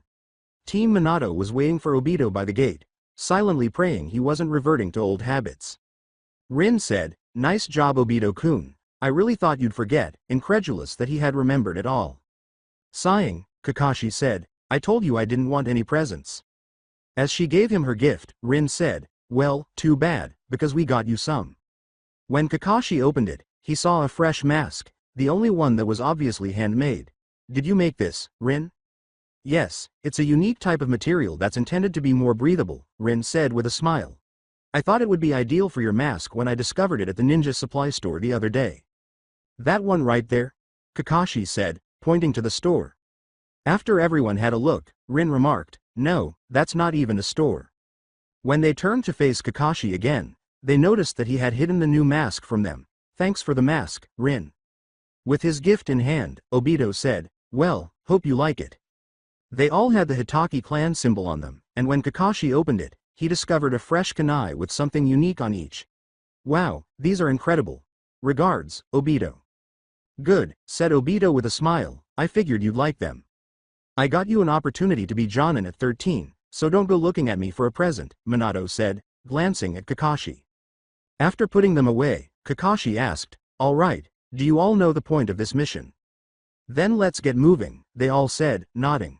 They were still at least 50 miles away, and after 2 hours of travel, Kakashi was silently giving thanks to God that nothing had happened.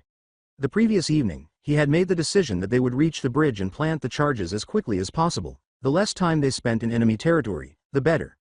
A couple of his summons dogs were keeping close to them so that he could detect any enemy ninjas in the area. At least one enemy ninja should be on their route, so Kakashi was a little surprised that they hadn't even sensed one anywhere near them. The only information the dogs gave him was about some animals, and while he knew he should be grateful, something about it didn't feel right. Should he ask Sensei? No, this was his mission, and he needed to demonstrate that he could do this on his own. "This seems a little too quiet, so keep an eye out," he said, turning back to his teammates. "I do not wish to fall into a trap." "I was wondering if you'd notice," Minato said with a sly smile to his pupil. Well done, Kakashi. Kakashi sighed with satisfaction. It seems like he was doing okay after all. They were less than 25 miles away after another 2 hours of driving, and although he didn't like it, he knew Rin and Obito needed a rest, and he could see that they were growing weary. All right, folks, we're taking a half-hour break, Kakashi said. Don't waste any more time, make it matter. Good call, Minato said to Kakashi after they all nodded. We want to leave quickly, but we don't want to be dead on our feet if we meet an enemy. Kakashi took a seat. Thus far, he was doing okay. All he could hope was that it wasn't a negative sign that they hadn't seen anyone yet. Rin made the decision to go fetch some water from the neighboring river. She didn't think she really needed to warn anybody she was leaving because the lads were occupied with their conversation and, according to Kakashi, the dogs hadn't detected anyone's scent. When she reached the river, she took out her canteen to fetch some water. She was unaware that the dogs wouldn't be able to detect human scents at the distance she had traveled. Unfortunately for her, there was a distant observer. Specifically, 2 hidden rock shinobi. Kako, isn't the one of the leaf ninjas? Taizeki asked his buddy as he turned to use his camouflage Judas. Kako replied, yeah, and she's alone. Come on, let's get her and see what she's doing here. Stretching, Kakashi said, all right, the break is over. Let's get going. Looking around, Obito said, guys, I can't find Rin-chan. With a concerned glance, Kakashi's dogs told him they couldn't sniff her by shaking their heads. The dogs can't smell her. Do you know where she went? He asked, glancing at Obito. With a shake of his head, Obito said, no, she must have left when we were talking. Damn, Rin, what hell are you doing? Was Kakashi's reaction to this. It's your call, Kakashi. Do we go after her or finish the mission? Minato asked, placing his hand on Kakashi's shoulder. What the devil was Kakashi meant to do? He was scared. Come on, Kakashi, you can't just abandon her like that, Obito said, glancing at him. Kakashi was frozen. This kind of circumstance murdered his father and brought him into disgrace. Instead of pursuing the purpose, he pursued his pals. Could he just give up his opportunity to be a Jonin? Obito's repeated cry. This girl handmade you mask for Pete's sake. She's one of your only friends. How can you even question this? Startled him out of his reverie. Those who break the rules are trash. Kakashi felt his mask murmur in a low voice. Obito was about to strike him when he muttered, but those who abandon their friends are worse than trash. We're going after her. That's what I'm talking about. Can your hounds track her? Obito leapt into the air. Yeah, Kakashi said with a nod, if you have something that has her scent on it. With a scarf in hand, Obito said, she asked me to hold on to this. Sensei, I know we have a mission, Kakashi said as he allowed his dogs to sniff it and noticed his sensei staring at him. He was stopped by Minato, who said, don't worry, I'm with you on this one. Kakashi's dogs had Rin's smell because they barked. They all prayed Rin was alright as they began to follow the dogs.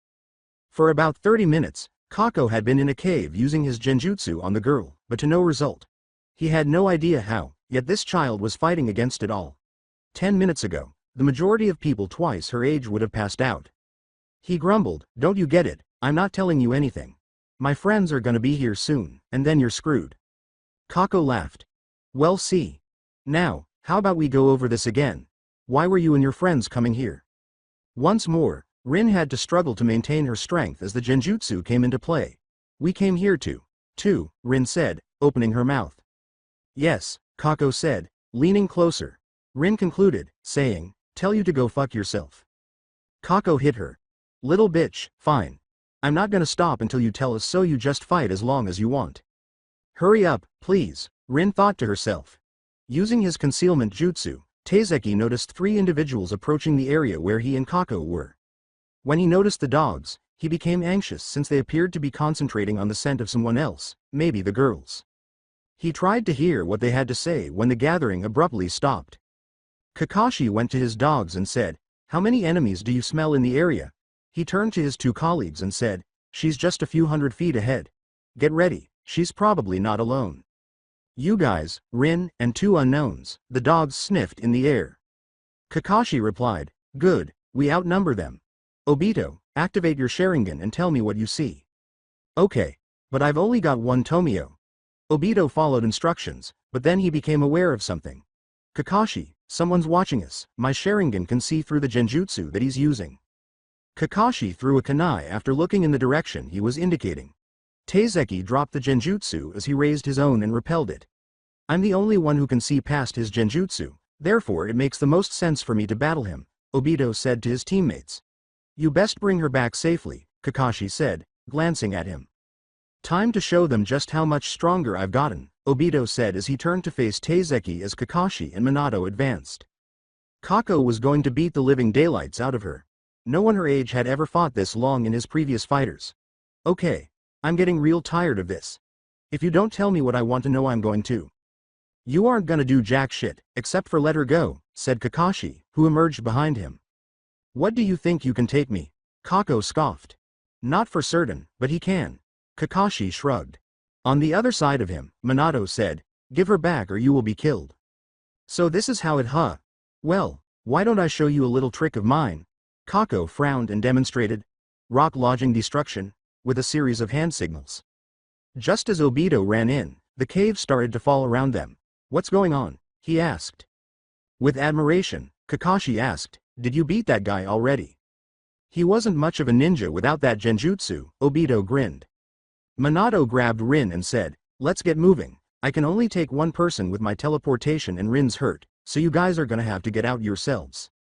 When Obito and Kakashi watched him flash away, they began to sprint out, with Kako following closely behind. Kako started hurling kunai at them, but they were able to deflect it with ease. With his speed, Kakashi was able to easily avoid the falling pebbles, while Obito found it even simpler to use his Sharingan. With a few fast hand seals, Obito turned to face Kako and said, Fireball Jutsu. Kako had to stop and create a mud wall since the cave was getting too small. As the cave collapsed around Kako, Obito and Kakashi took advantage of the moment to escape. Their breath was coming in sharp gasps. Nice move with the fireball. He said, thanks. I figured he wouldn't have space to dodge it. Are you guys okay? Said Rin as she raced up to them. Yeah, what about you? Said Obito as he gave a hug. He was hugged by Rin, who said, I'm just fine thanks to you guys. What, don't I get one of those? Joked Kakashi as Rin leaned forward to kiss him.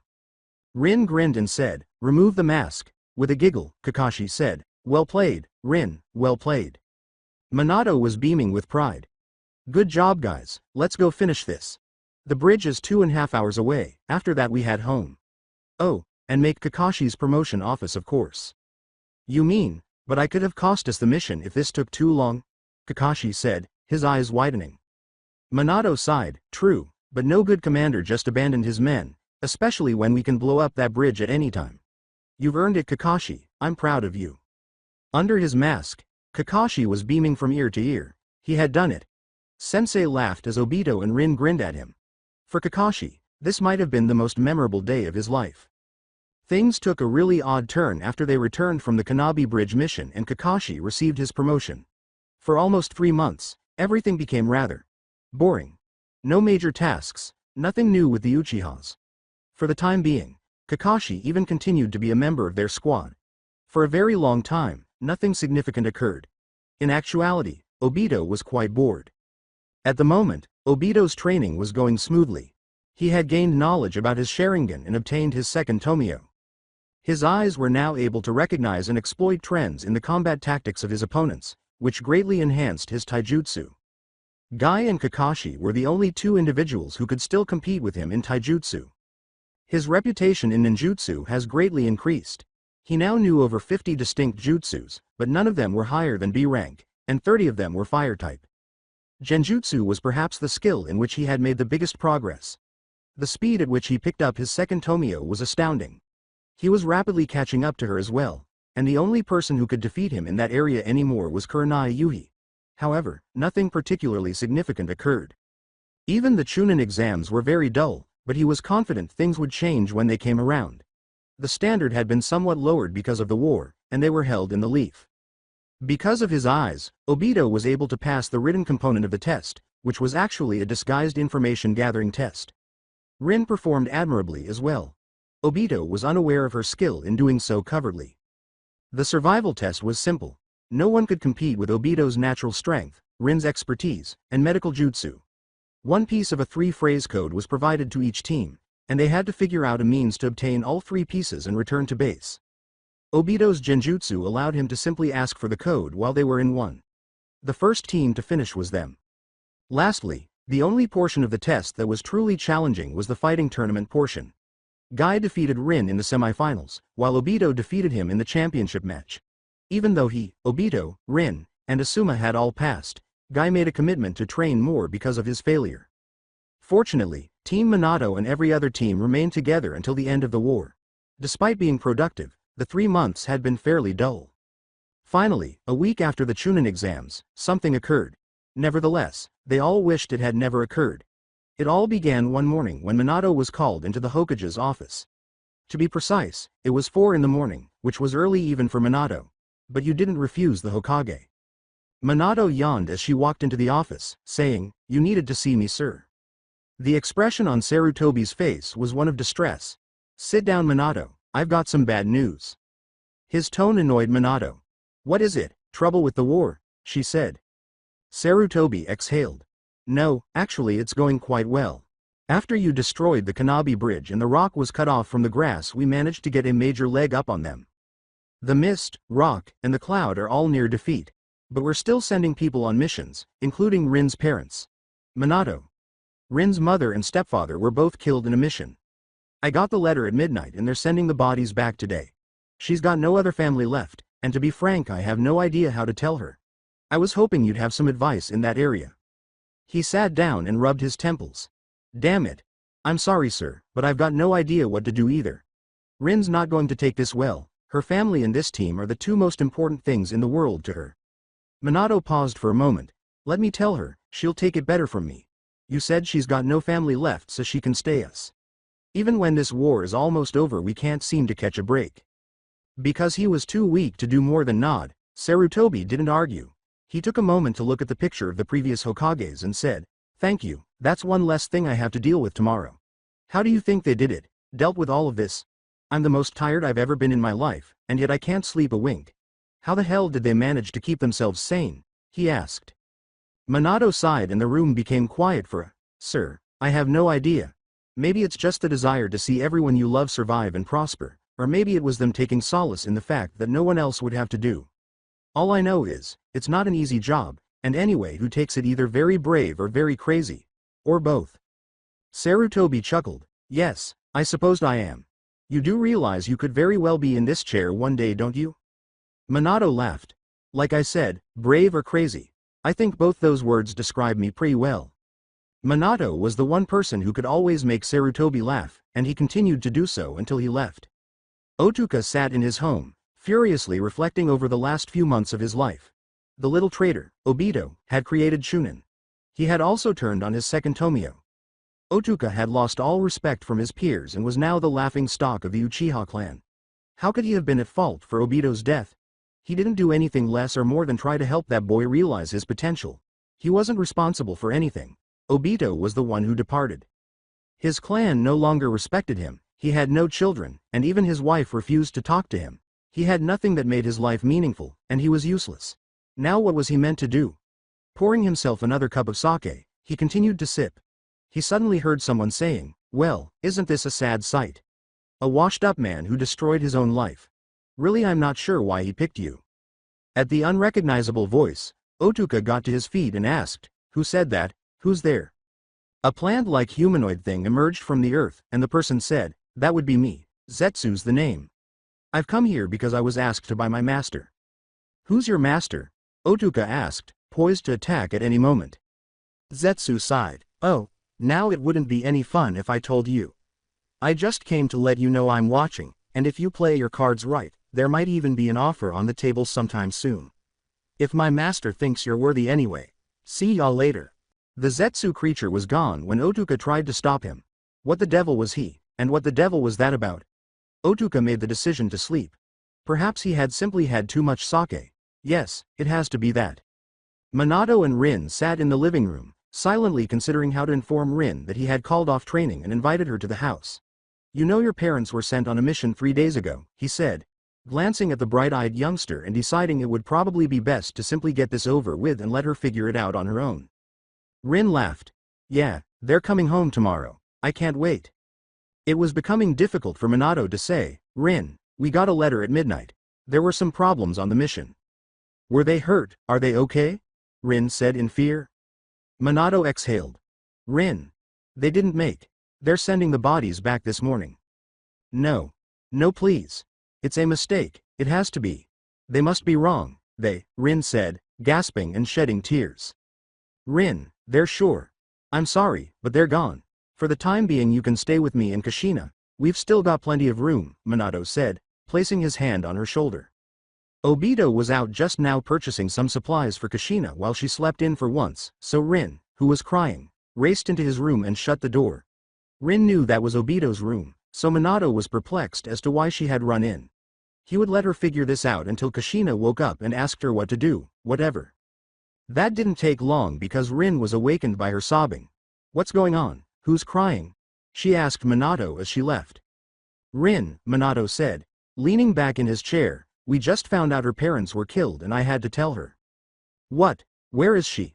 Kushina asked, his eyes widening. She ran into Obito's room for some reason, Minato said, gesturing to one of the doors. When her husband was perplexed, Kushina moaned, of course she ran into Obito's room, she wants him to be there to comfort her. Her meaning finally became clear to Minato, who said, oh, well then we'll just send him in there when he gets back.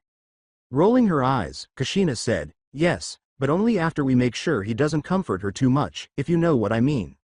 With a laugh, Minato said, yeah, good idea. It won't be easy for her to get over this, Kushina said, sitting next to her husband.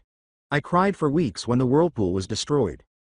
After giving her a hug, Minato said, all we can do is be there for her, sweetie. Returning, Obito placed the items on the counter.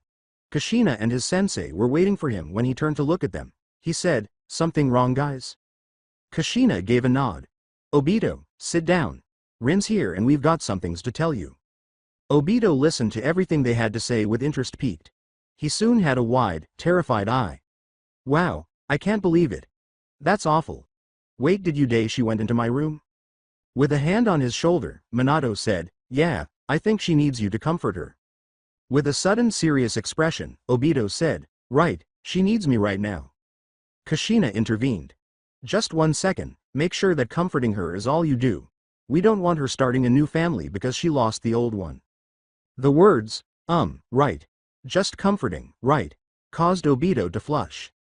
While Obito knocked on his room's door, Minato and Kushina proceeded to theirs. What to you so long? Rin asked as the door clicked open and she threw him onto his bed and cuddled him. How are doing Rin-chan? Obito said, giving her a hug in return. It was obvious that Rin had been crying for a while when she said, my parents are dead, that's how I'm doing. I'm sorry, is there anything I can do? Obito said, kissing her on the head. Rin was hugging more tightly, please, just don't leave today. I know I have to get out of here tomorrow, but today I just want to stay in here okay. I just can't go out yet.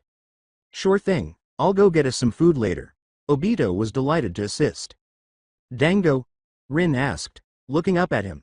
Obito gave her a smile and said, yeah, Dango. Only Obito left to bring them some food. Rin stayed in the room the entire day. To ensure she could hear them if they attempted anything, Kushina didn't go to sleep that night. To her delight, they didn't. She just heard Rin sobbing from time to time and Obito consoling her. Rin didn't sleep at all since she would have nightmares if she tried, so it had been a difficult night. The following morning, Kushina revealed that it was very typical, as she experienced nightmares following the whirlpool event. As well as she could, Kushina used her experience to help Rin, saying, trust me, sweetie, it gets better. The only thing I can say is try to keep your mind off of it, and it will get better over time. Thanks. Do you think you can maybe make some pancakes for breakfast? Rin asked, doing her best to grin. Of course, blueberry, chocolate chip. What kind? Kushina nodded rapidly. Please give me a chocolate chip, Rin said, happy to see Kushina. With great enthusiasm, Kushina sprang up and said, chocolate chip pancakes coming up. Want me to invite Kakashi over? That might be helpful? Obito asked, giving his lover a hug. After giving it some thought, Rin grinned and said, yeah, that sounds nice. After putting on some fresh clothes, Obito prepared to depart, saying, be right back. Rin was so grateful that all of her friends were there to support her when she needed them as she watched him go. Kakashi heard a tap on the door just as he was getting ready to prepare breakfast. Who might be at his door at this hour of the morning, he wondered. Hey Kakashi, didn't wake you did I? he asked, opening the door to find Obito standing there. No, I was just about to make breakfast. What do you need? Said Kakashi, shaking his head. Sighing, well, first things first. Rin's parents died on a mission a couple nights ago. Oh man, that's awful. How's she doing? Winced Kakashi. Looking at the floor, Obito said, not great. She didn't sleep much last night, kept having bad dreams. Kakashi recalled the terrible dreams he had around the time of his father's suicide. Anything I can do? That was not a pleasant night's sleep. Chuckling, yeah, she wants you to come over and eat breakfast with us. We're having chocolate chip pancakes. Under his mask, Kakashi appeared to smile back, saying, no problem, just let me go get some clean clothes on. Since he needed to maintain his connection to the Gedo statue in order to survive, Madara remained seated in his cave as usual. Zetsu had just returned and informed him that Otsuka was, in fact, a broken man. But that was ideal for what Madara needed him for. Otsuka might either become his new puppet or be used to perform his actions on his behalf. He simply required a small amount of molding. Zetsu wasn't so certain. Sir, you didn't see the look in this guy's eyes, he's insane. If with your guidance, I think he's going to get himself killed with his antics. Madara turned to him and said, and you have a better idea? This Obito person was my first choice, but with his life taking a drastic turn he's no longer a reasonable option. His father is broken and will do whatever I say. If think you know someone who would be better, please enlighten me. Madara's tone made Zetsu shrink, saying, heh heh, you're right of course, shouldn't have questioned you. Madara took a step back. Just remember, I can create thousands more where you came from. I didn't make you for your opinions. Zetsu bowed, swallowing. Remember not to urinate on Madara. Sensei, can we start up on missions soon? I really think that I just need to get my mind off things for a while, Rin said to Minato at the table as Obito and Kakashi returned. Minato replied, yeah, I go and get a B rank from the Hokage during training today. After they sat down, Obito said, B ranked, do you think we're ready for those? To Kakashi. Kakashi sighed. Obito, we've got 2 Jonin and 2 Chunin. At a time like this C ranks are not something the village wants us to do. Minato stood up and obtained a few plates. More or less, yes. The cloud's on the brink of surrendering, the rock's on its last leg, and the mist hasn't really been in this war for ages, they've just been sending some sporadic attacks here and there. We need all the help we can get to make sure that we can end this war while we have the chance. A foot-high stack of pancakes was placed on the table by Kushina, who said, eat up, you'll need it for training today. I'm really sorry to hear about your parents, Kakashi said, looking at Rin after they had all thanked Kushina. If there's anything I can do, just let me know. Thanks, but right now I just want to throw myself into my training and try to keep my mind off it, Rin said with a melancholy smile. After his father passed away, Kakashi realized that all he had done was train, saying, still, if you need anything just ask. Rin gave him another grin and ordered some pancakes for herself because she always craved sweets when she was depressed. In terms of her health, it was actually her one weakness. When Obito noticed that, he made a note since it might come in handy later. I'm going to take a shower. I'll try and save some hot water for you guys, Obito said as he stood up after finishing his pancakes. Use as much as you want, Minato-kun and I can just shower together, Kushina shrugged. Rin was giggling uncontrollably, Kakashi had a minor nosebleed, and Obito flushed. Leaning forward Minato, Kushina said, I told you I could get her to laugh. One thing Rin was correct about was that training was keeping her mind off everything. She practiced her taijutsu and medical ninjutsu. She was already a Chunin level fighter, but she still had a long way to go before she could be considered a Jonin level fighter. With little progress, Kakashi kept working on his Chidori. Even while he made some progress, he was still unable to sufficiently focus the lighting chakra. Nevertheless, Kakashi persisted. He would not give up on finishing the Chidori until he passed away. Obito was occupied with practicing his taijutsu, genjutsu, and Sharingan. He had been practicing genjutsu spars with Kurenai for a while, and he was now almost able to defeat her. Naturally, he also spared Kakashi a great deal. Since Obito's Sharingan was activated, their competition has grown even more fierce, but it had also become considerably friendlier. Minato was thrilled to see how hard his students were training. He set out to retrieve the B-ranked mission he had discussed. From the treetops, a gang of ninja observed, scrutinizing each one. When they considered who to choose for their assignment, they decided that the boy wearing blue wouldn't be the best option. Their goal would be defeated because they had heard on multiple occasions that the Uchiha's Sharingan could control tailed monsters. At first, they were considering the girl, but it didn't seem like a smart idea given how near she was to the Uchiha boy. Now, the mask-wearing one might be a possibility. They had more than enough people to overwhelm him, even if he was powerful. Not to mention that losing a young shinobi with such promise would be a blow to the leaf. He would be ideal, indeed.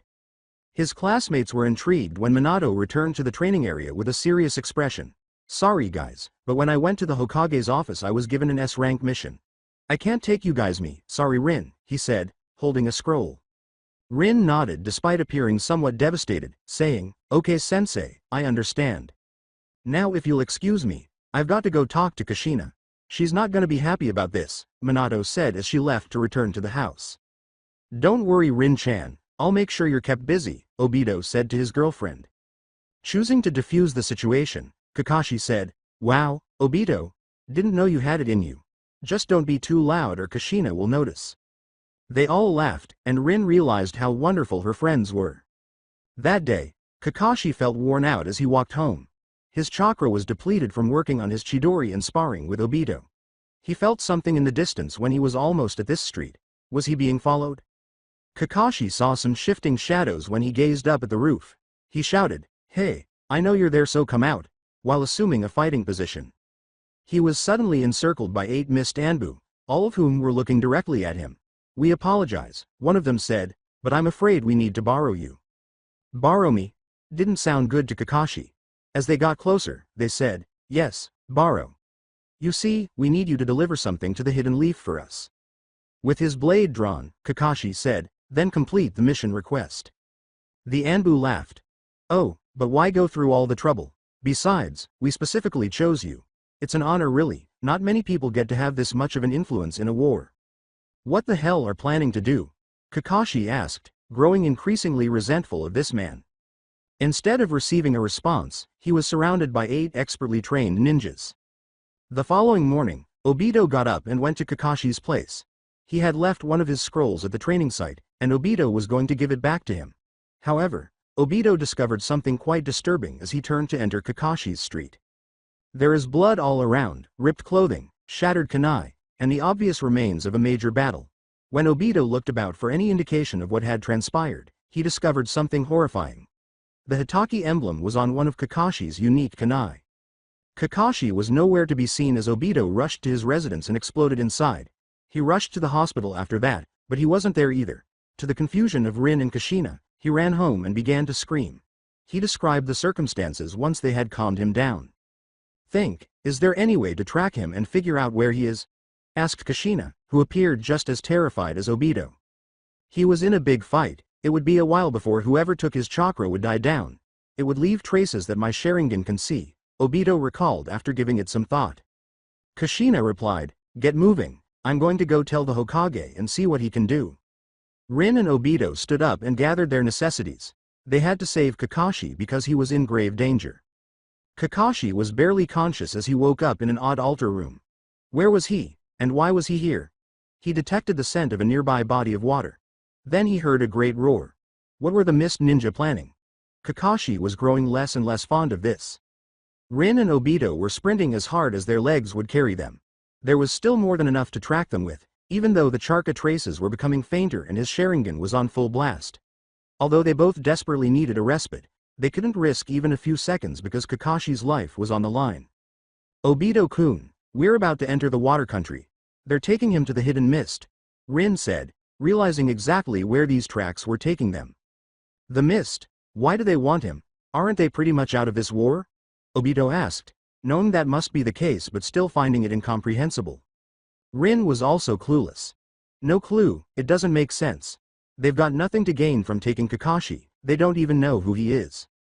Obito reflected about it. Maybe it wasn't about Kakashi, maybe he was just a victim of chance. The mist might have been looking for anyone and Kakashi was just there for the taking. That's the only thing that makes sense to me. Rin couldn't think of another explanation, so she assumed that sounded good. This could be difficult if it was indeed the mist. What do you mean it'll be an hour before you can send a team? Yelled Kushina at the Hokage. The Hokage massaged his temples. I don't like it either, but that's the earliest I can have a team ready. There's nothing I can do, with this war going the way it is I'm stretched thin as it is. Kushina, I'm sorry. Kushina clenched her jaw.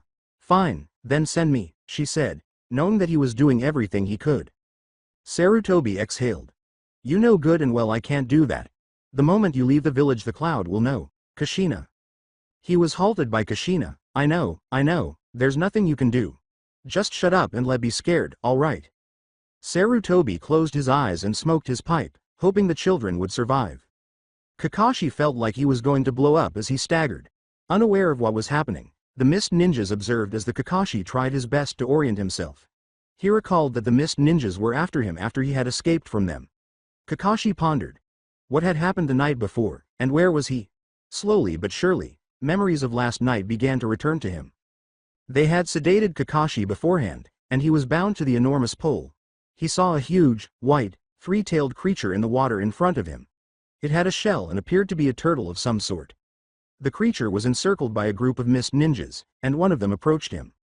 Hard to put a seal on you if you've got that thing on you, they said, tearing off Kakashi's shirt.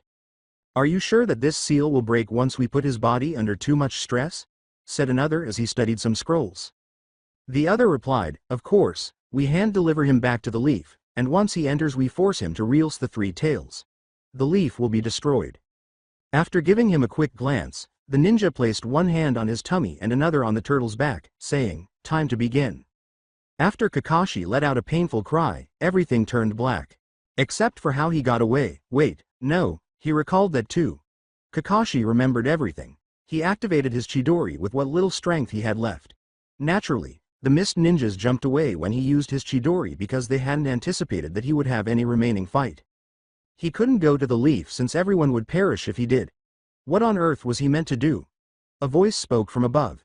Nadabaw escaped, but I'm afraid we'll have to knock you out and bring back to the leaf now. We've got one last chance in this war, and you aren't going to lose it for us. Kakashi heard another voice say, Phoenix Flower Jutsu, just as he was about to retaliate. The ninja was struck squarely in the chest by a cluster of tiny fireballs that burst from the trees. A huge wave of flames was created as the balls detonated. With a sigh of relief, Kakashi muttered, Obito.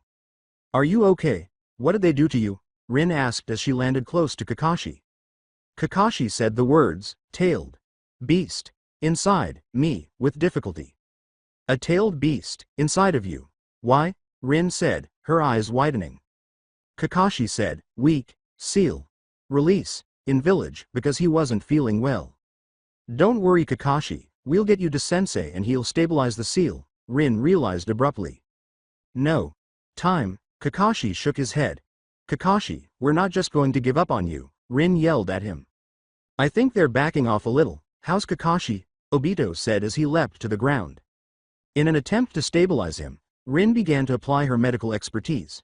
They sealed a tailed beast in him. They want him to release it in the leaf. Coughing, Kakashi said, Rin, it's not working. Shut up and let me work. Rin sobbed. Taking a kunai from his pocket, Kakashi placed it in Obito's palm and said, Obito, I need you to. Kakashi's request was so unbelievable to Obito that he said, Kakashi, no, just let Rin fix you up, you'll be fine. Kakashi said, Obito, look, pointed up to the trees. Obito threw a kunai in response to him looking up at a Mist Ninja in the tree. Obito launched a fireball at a distant Mist Ninja as the others leapt away. Kakashi said, they won't stop. No, time, do it, while holding another kunai. Rin-chan, can you fix him if I give you cover? Obito said, gripping the kunai tightly. Rin wasn't certain. There's so much damage, if gets put under much more stress he'll release the tailed beast. Please, I don't want to hurt my friends, Kakashi said, turning to face Obito. Looking at the ground, Obito said, Rin-chan, take a step back. Rin realized there was nothing else to do, therefore she was crying. I'm sorry, Kakashi, she said, placing her hands on her chest. Kakashi, Obito said, placing the kunai over his chest. I'm glad. You were my friends. I was happy. Thank you, both, for everything. Tell Sensei and Kushina. Same thing, said Kakashi, grinning beneath his mask. When Obito could take no more of it, he stabbed Kakashi in the chest with the kunai, and the fight was ended. His eyelids closed and his pulse ceased. That little prick just killed out secret weapon, said one of the Mist Ninjas. He wasn't a weapon, he was my friend, Obito snarled. As the Mist Ninja mockingly put it, I don't care who he was to you, he was weapon to us. And thanks to you he's useless. Rin screamed, Obito-kun your eyes, as Obito gazed up.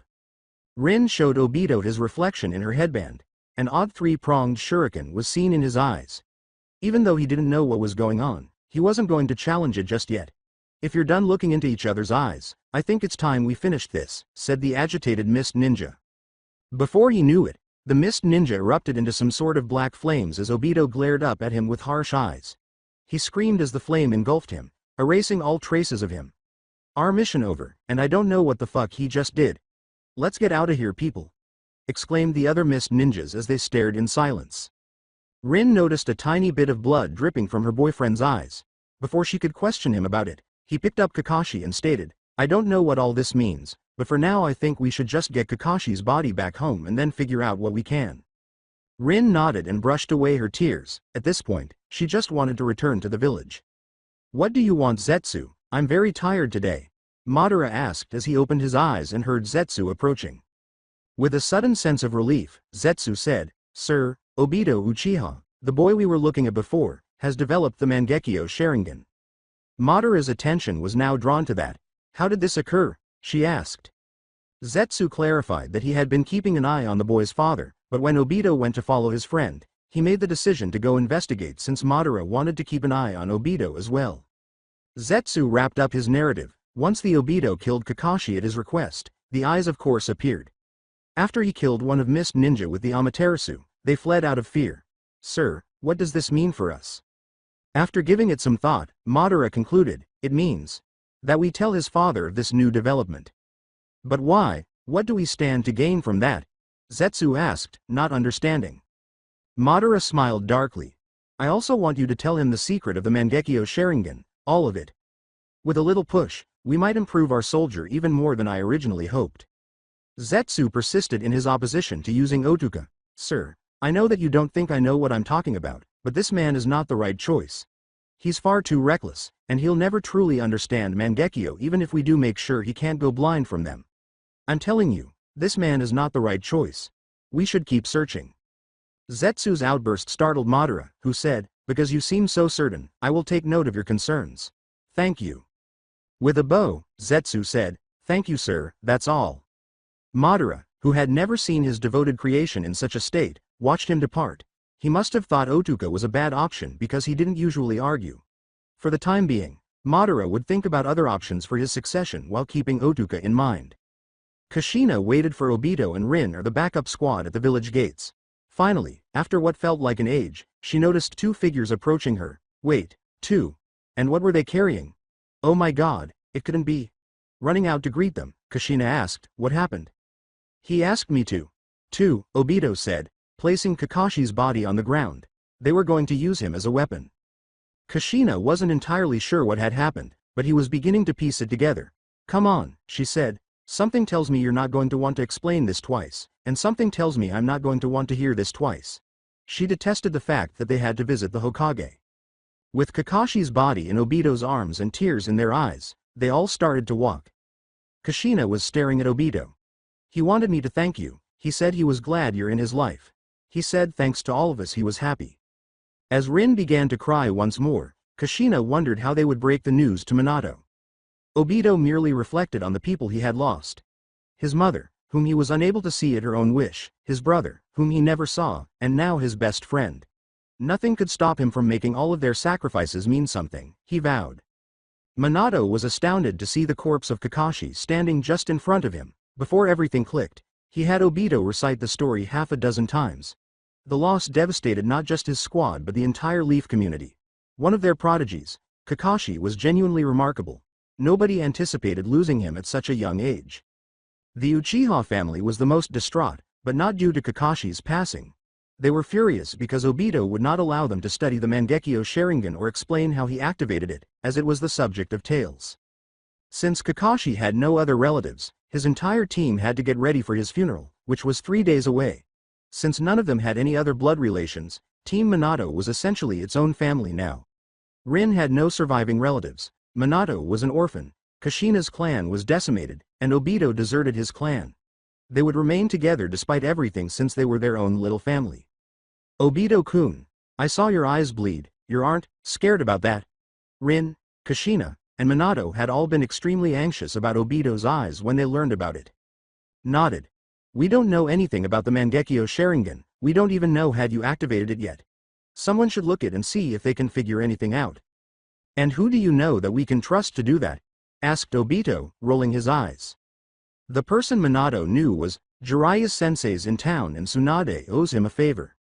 When Kushina heard Jiraiya's name, she grinned slightly. She initially detested the elderly pervert, but after getting to know him, she realized that he was a decent man with a few shortcomings. Wait, Tsunade owes Jiraiya a favor and he hasn't tried to use in some perverted way yet? Became your favorite line of dialogue after a time. Well, he has, but Tsunade said she didn't owe him that much. Minato massaged the back of his head. I'll see if I can't get Sensei to get her to take a look at Obito. Fine, I guess it's for the best, Obito said, acknowledging that it was a wise decision.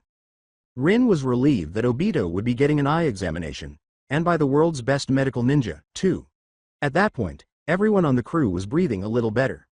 But I was gonna use that favor for something kinky, moaned Jiraiya. Jiraiya-sensei, you know that was never going to happen. Besides, you owe me for getting away from that mob of angry women last month, Minato said, giving him a, yeah right, look. As she gazed into space, Jiraiya said, oh yeah, that was some good research I got that day.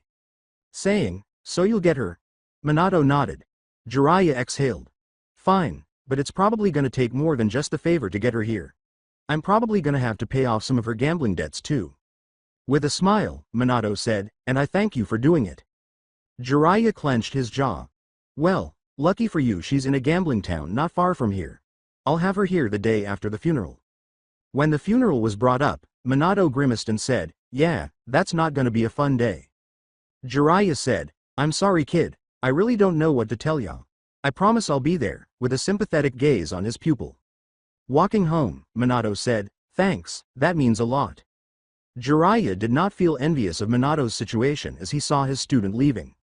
The 3 days leading up to Kakashi's funeral flew by, and everyone was training harder than ever in an attempt to distract themselves. Obito learned that he could activate his regular Sharingan without activating the Mangekyo version, but he still refused to use his Mangekyo Sharingan when his friends asked him to. When the day finally arrived, everyone went to the memorial stone wearing the customary black clothing. Kakashi's coffin was placed next the hole, and a new location was carved out for him. The first people to cry at that site were Rin and Kushina. Obito and Minato also fought back tears, though they didn't show it. Along with a few of Minato's pals who came to support him, the remainder of their graduating class was present as well. With his sympathies, Jiraiya placed a hand on Minato's shoulder. Before the Hokage showed up, they all engaged in peaceful conversation. Then the Hokage cleared his throat and said, hello everyone, if you would sit down we'll begin. Everyone fell silent. As always, we will start with some words from his friends. I believe Minato requested to go first. The Hokage groaned once they had all done so. Minato inhaled deeply before getting to his feet. He approached the front and gazed out at the crowd. Kakashi Hitaki was my student. He had more raw talent than any student I've ever seen. At first he lacked teamwork, but before long we became a true team. Kakashi, Obito, and Rin grew closer every day. It was my honor to teach the 3 of them. He was a fantastic ninja and good person, and I'll never forget him. Do you want to go up together? Obito asked Rin when there was some clapping. Rin nodded and wiped her eye, saying, yeah, let's go. They clasped their hands and approached everyone. Rin first saying, when I first met Kakashi I was like every other girl in my class. I thought that he was some dreamy loner who I could save him. Of course I was wrong. He never needed saving to begin with. He just needed someone to show him that, even after his father's death, he wasn't alone. Goodbye Kakashi. Rin was overcome with emotion by the end, so Obito began. Kakashi was my best friend and my rival. For as long as I can remember I've been competing with him for one thing or another. Looks like he beat me in the race to the grave too. Kakashi's last words were to thank me and the others for making his happy, but he didn't need to thank me. It was my honor, it was the one thing I could do that he couldn't. Get him to open up. Thanks Kakashi, for everything. They all went back to their seats. The day went on as Kakashi was laid to rest. A lot of tears were shed, and the day ended. The memorial stone had been given a new name. Tsunade and her assistant Shizune visited Minato's the day after the burial to look at Obito. "You're Obito?" she asked, not pleased to be back in the leaf and eager to leave. "Well, then get the hell over here and let's get this over with," Obito said, nodding. After reading some of the scrolls she had taken from her bag, Tsunade raised a hand to Obito's eye. Tsunade touched the eye with her flashing green palm as Obito used his Mangekyo Sharingan. Shizune received the scroll after she muttered to herself, jotted something down, and said, "Looks like my grandfather's notes were right." The question, "Your grandfather's notes?" baffled Obito. "Minato told me that you've been using my grandfather's processes to study your bloodline. Well, my grandfather took down some notes on the Sharingan when he was doing his own research about wood reels," Tsunade said, pointing to the scroll she had been reading. Curious, Obito asked, "And he found?"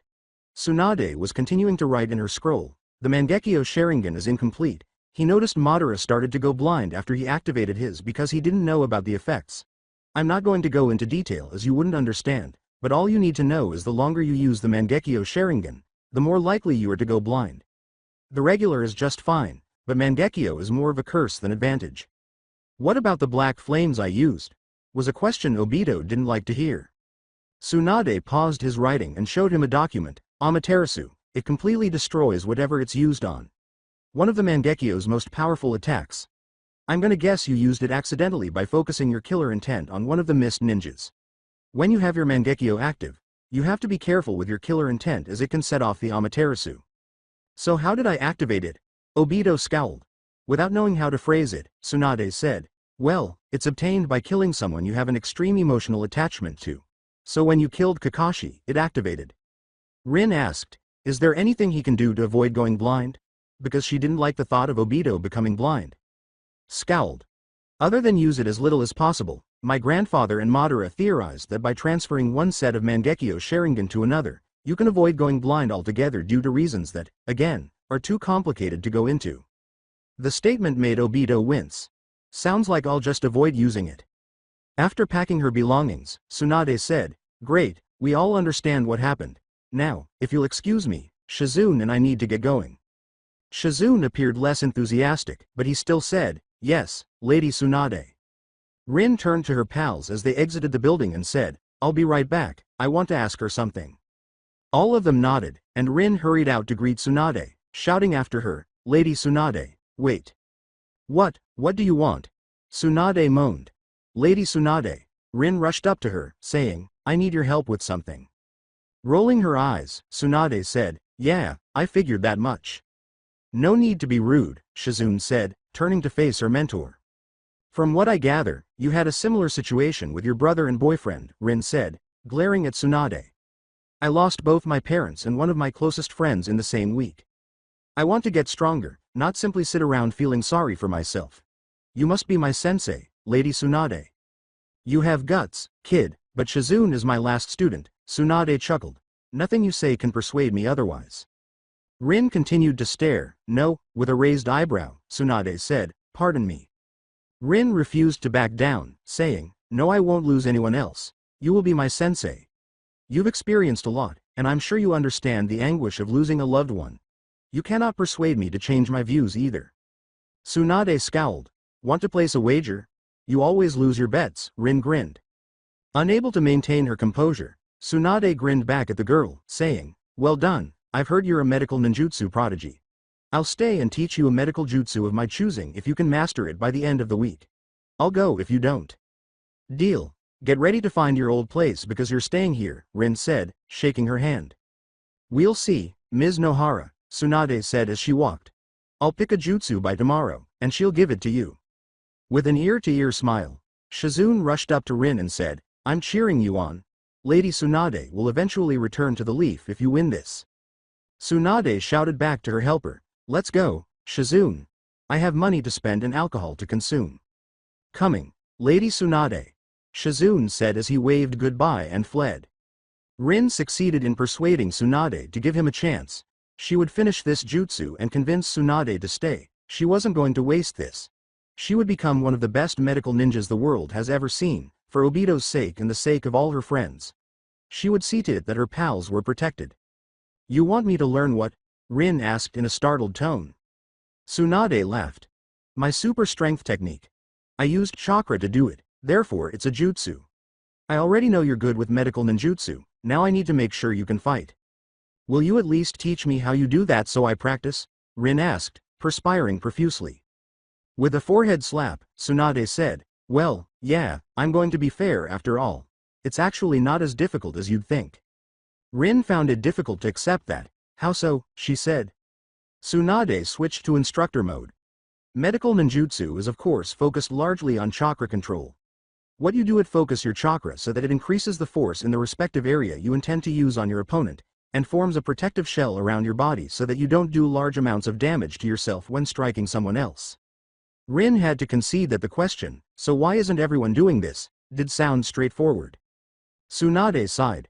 First, it takes a lot of chakra control, and second, while actually doing it is easy for someone with your control, using to effective levels is still very hard to learn. Rin was fairly certain she had the photo. So, how far do I have to get for me to win the bet? Easy to learn, hard to master. Pointing to a boulder roughly 3 times as big and as tall as she was, Tsunade said, once you can crush that with one punch, you pass. What the devil had she gotten herself into? Rin turned pale. Uchiha observed her husband muttering to himself about some traitor while he continued to numb his grief with booze. Since he had slain her kid, she had no sympathy for him.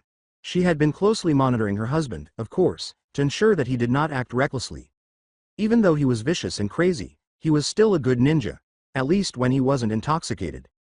Uchiha recalls the man she fell in love with and who promised to help them get away from the Uchiha clan.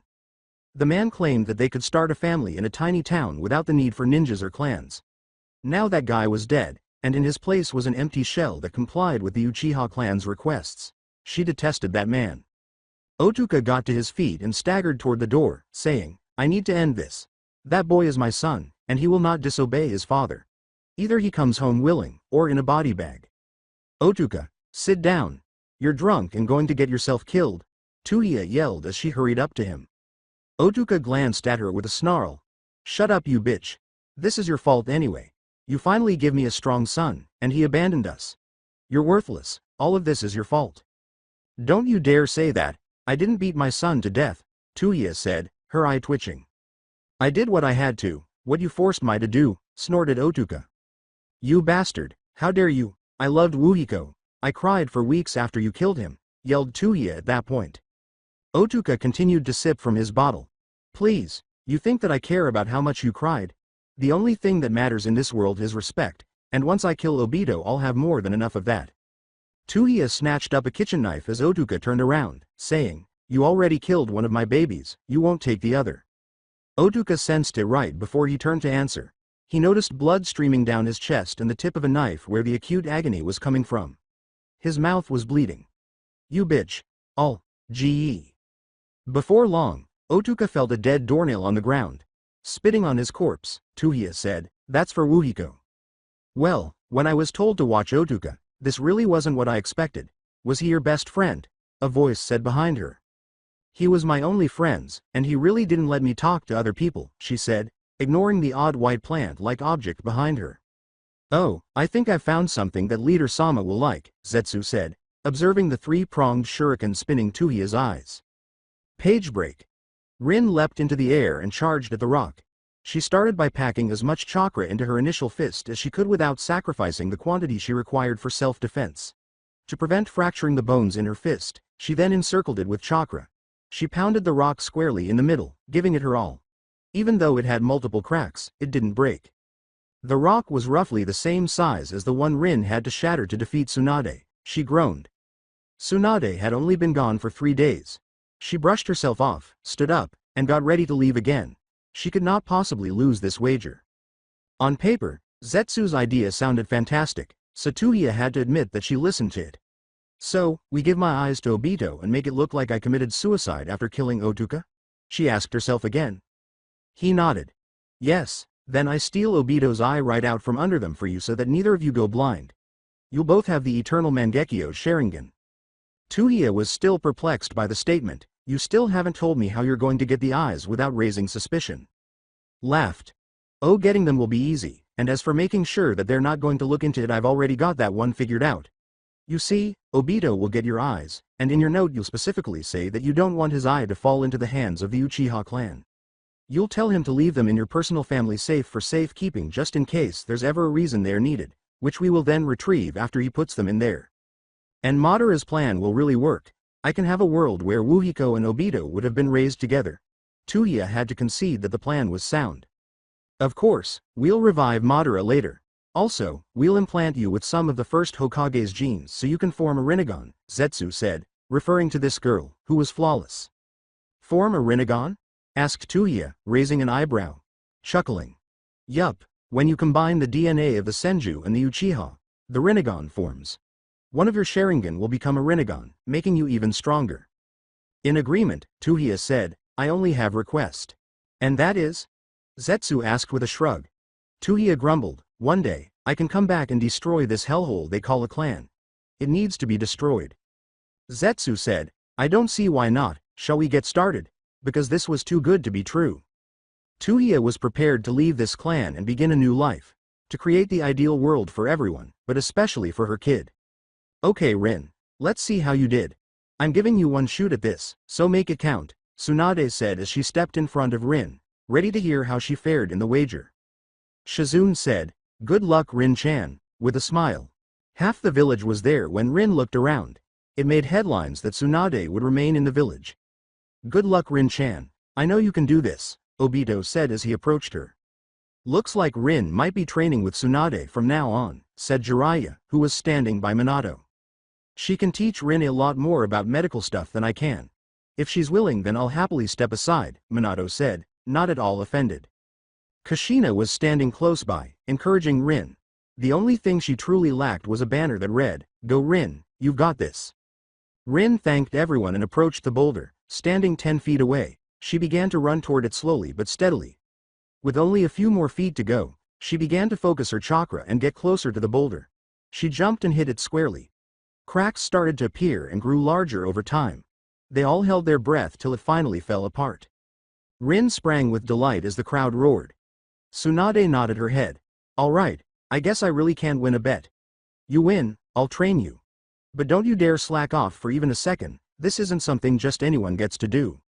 Of course, thank you so much Lady Tsunade. Rin grinned broadly. We're going to be such great friends, this is so awesome. I'll see you soon, I promise, Shizune said as he rushed over to embrace Rin after Tsunade waved her away. As Obito put it, congrats Rin-chan, you're gonna do awesome with Lady Tsunade. This amazing, I'm being taught be the greatest medical ninja ever to live, Rin exclaimed as she flew into his arms and kissed him deeply. Obito was about to respond when Uchiha came up and said, Hey traitor, your parents are dead, mom killed your dad, then killed herself. They're saying she jumped off a cliff. Says she left everything important to you in the family safe, you'll find her note there. We don't really care what's in there, just get it and leave, it's a nice house we could have others living in. Hurry up about it too. I'll be over in just a little while.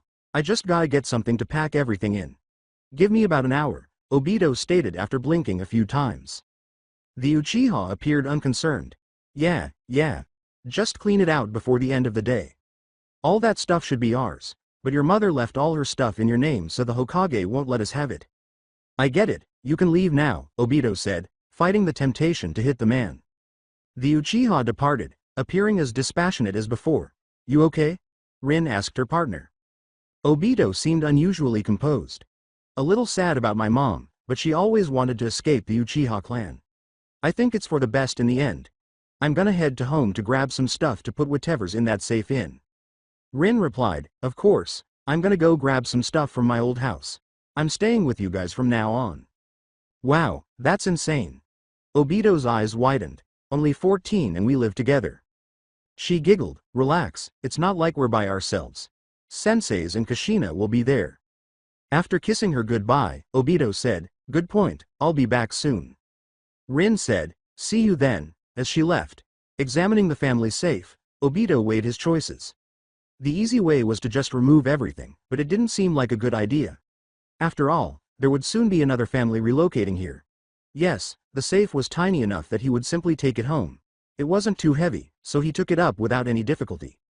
Obito returned and entered the safe's combination. 321527, same as usual. When he unlocked the safe, He was astounded to see a pair of eyes floating in a jar. Specifically, Mangekyo Sharingan. Obito understood that his mother had slain his father because of an intense emotional bond and that she had triggered the eyes. At this point, it didn't really matter that he didn't know how she found out about the transfer that fixed the blindness. There wasn't much in the note she left, but he read it. She had apparently heard from old Uchiha legends about the transfer. Hold on, he recalled all of the Mangekyo Sharingan's legends. In the Uchiha clan, there were several of them, and nobody was certain which were real. He continued to read. It seemed that she wanted him to keep the safe and look inside. He was instructed to keep it closed and never approach it, only opening it when he had to. He had hardly finished reading when Minato entered. For him, this was going to be an incredible tale. The Hokage, Minato, Kushina, Rin, Tsunade, Shizune, and the others gazed in wonder at Obito. So your mom killed your dad, Rin said, continuing to stare at the jar in his hands before turning back to face him. Yup. Obito nodded. Rin continued. Took her newfound Mangekyo Sharingan out of her head, Obito said, nodding once more. Yeah, took M out of her own head and jumped off cliff according to her note. Rin couldn't believe what she was saying, and she wants you to put her eyes in your head so that you don't go blind, while putting your eyes in a safe that we can never open unless things get really bad. Obito simply nodded again, saying, that's about the size of it. Is this really a good idea? Will it actually work? Rin asked, turning to face her new sensei. Tsunade wasn't quite as skeptical. Of course, my grandfather's notes were perfect. The way I see it, she wanted Obito to have these eyes, not to mention they'll make him nearly unstoppable. I say we do it as soon as possible. Obito said, you guys are sure about this, I'm not making a mistake? As he turned to face his surrogate family. Kushina wholeheartedly concurred, saying, it was your mother's last request, it would be an insult not to. Minato shook his head, saying, don't look a gift horse in the mouth, I'm all for this. He held Rin, I don't want you to go blind Obito-kun, and if these eyes will make you stronger then we should definitely do this. All right then, I'm in. When do we do this? Obito said, turning to face Tsunade. Tsunade briefly considered it. Give me a couple hours to brush up on a few things, but we shouldn't wait too long. The sooner than in your head the better. I'll be back in 2 hours to do the procedure. Well, to take you to the hospital so we can do the procedure anyway. As a good learning experience, Obito watched Tsunade go, Rin pursuing her. It was difficult to realize that he was the very last member of his graduating class only 6 months prior. There were many interesting gadgets in this area, Obito thought as he glanced around and took a tiny swallow. Relax, Gaki. Everything in here is going to be used on you except for the knockout gas, Tsunade said, laughing at his expression. Sighing with satisfaction, Obito said, good, half the stuff in here looks like torture devices. Half of them are, Tsunade smiled, adding that, things can have 2 uses, ya know. Haha, hilarious. Why don't you just tell me what you're going to do? Said Obito, trembling. Rin gave him a little peck on the cheek. It's pretty easy, she'll take the eyes out of head, making sure that they're not damaged while she does it. Then, she puts your mother's eyes in, while connecting the proper receivers. Simple. Alright, I guess that doesn't sound too crazy. How long will it take? Obito asked, thinking that didn't sound too horrible. Shizune responded. Just under half an hour, so not too long. It can be done in 10, but we want to make sure it's done correctly. Tsunade provided him with a gas mask. Here, time for a nap. When you wake up your eyes will feel a little strange at first, but before long it'll be like nothing's changed. I suppose it was time for Obito to put on the mask. He was confident in Tsunade's skills, therefore it will be resolved quickly. Obito's eyes began to open before he realized it. To be honest, it seemed very strange, similar to the first time you put on new spectacles. Everything appeared somewhat more lucid. How do you feel? Rin asked him as she approached him. Blinking a few times, Obito said, a little different, not bad or anything, just kinda strange. Sounds about right. No pain at all? Shizune jotted down. With no emotion, Obito answered, nope, none, like I said, just sorta weird. Shizune liked the idea of that. Great, that means the surgery went perfectly. You can start training with your new eyes whenever you like. Lady Tsunade should be back with your old eyes in just a second. She's just making sure the eyes will be preserved properly. Even with the way we're preserving them, it's still not a sure thing they won't decompose.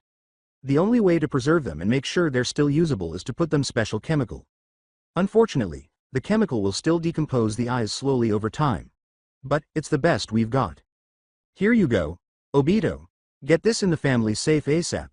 We don't want the Uchiha to find out we have any spares lying around, Tsunade said as she entered the room with a jar in her hand.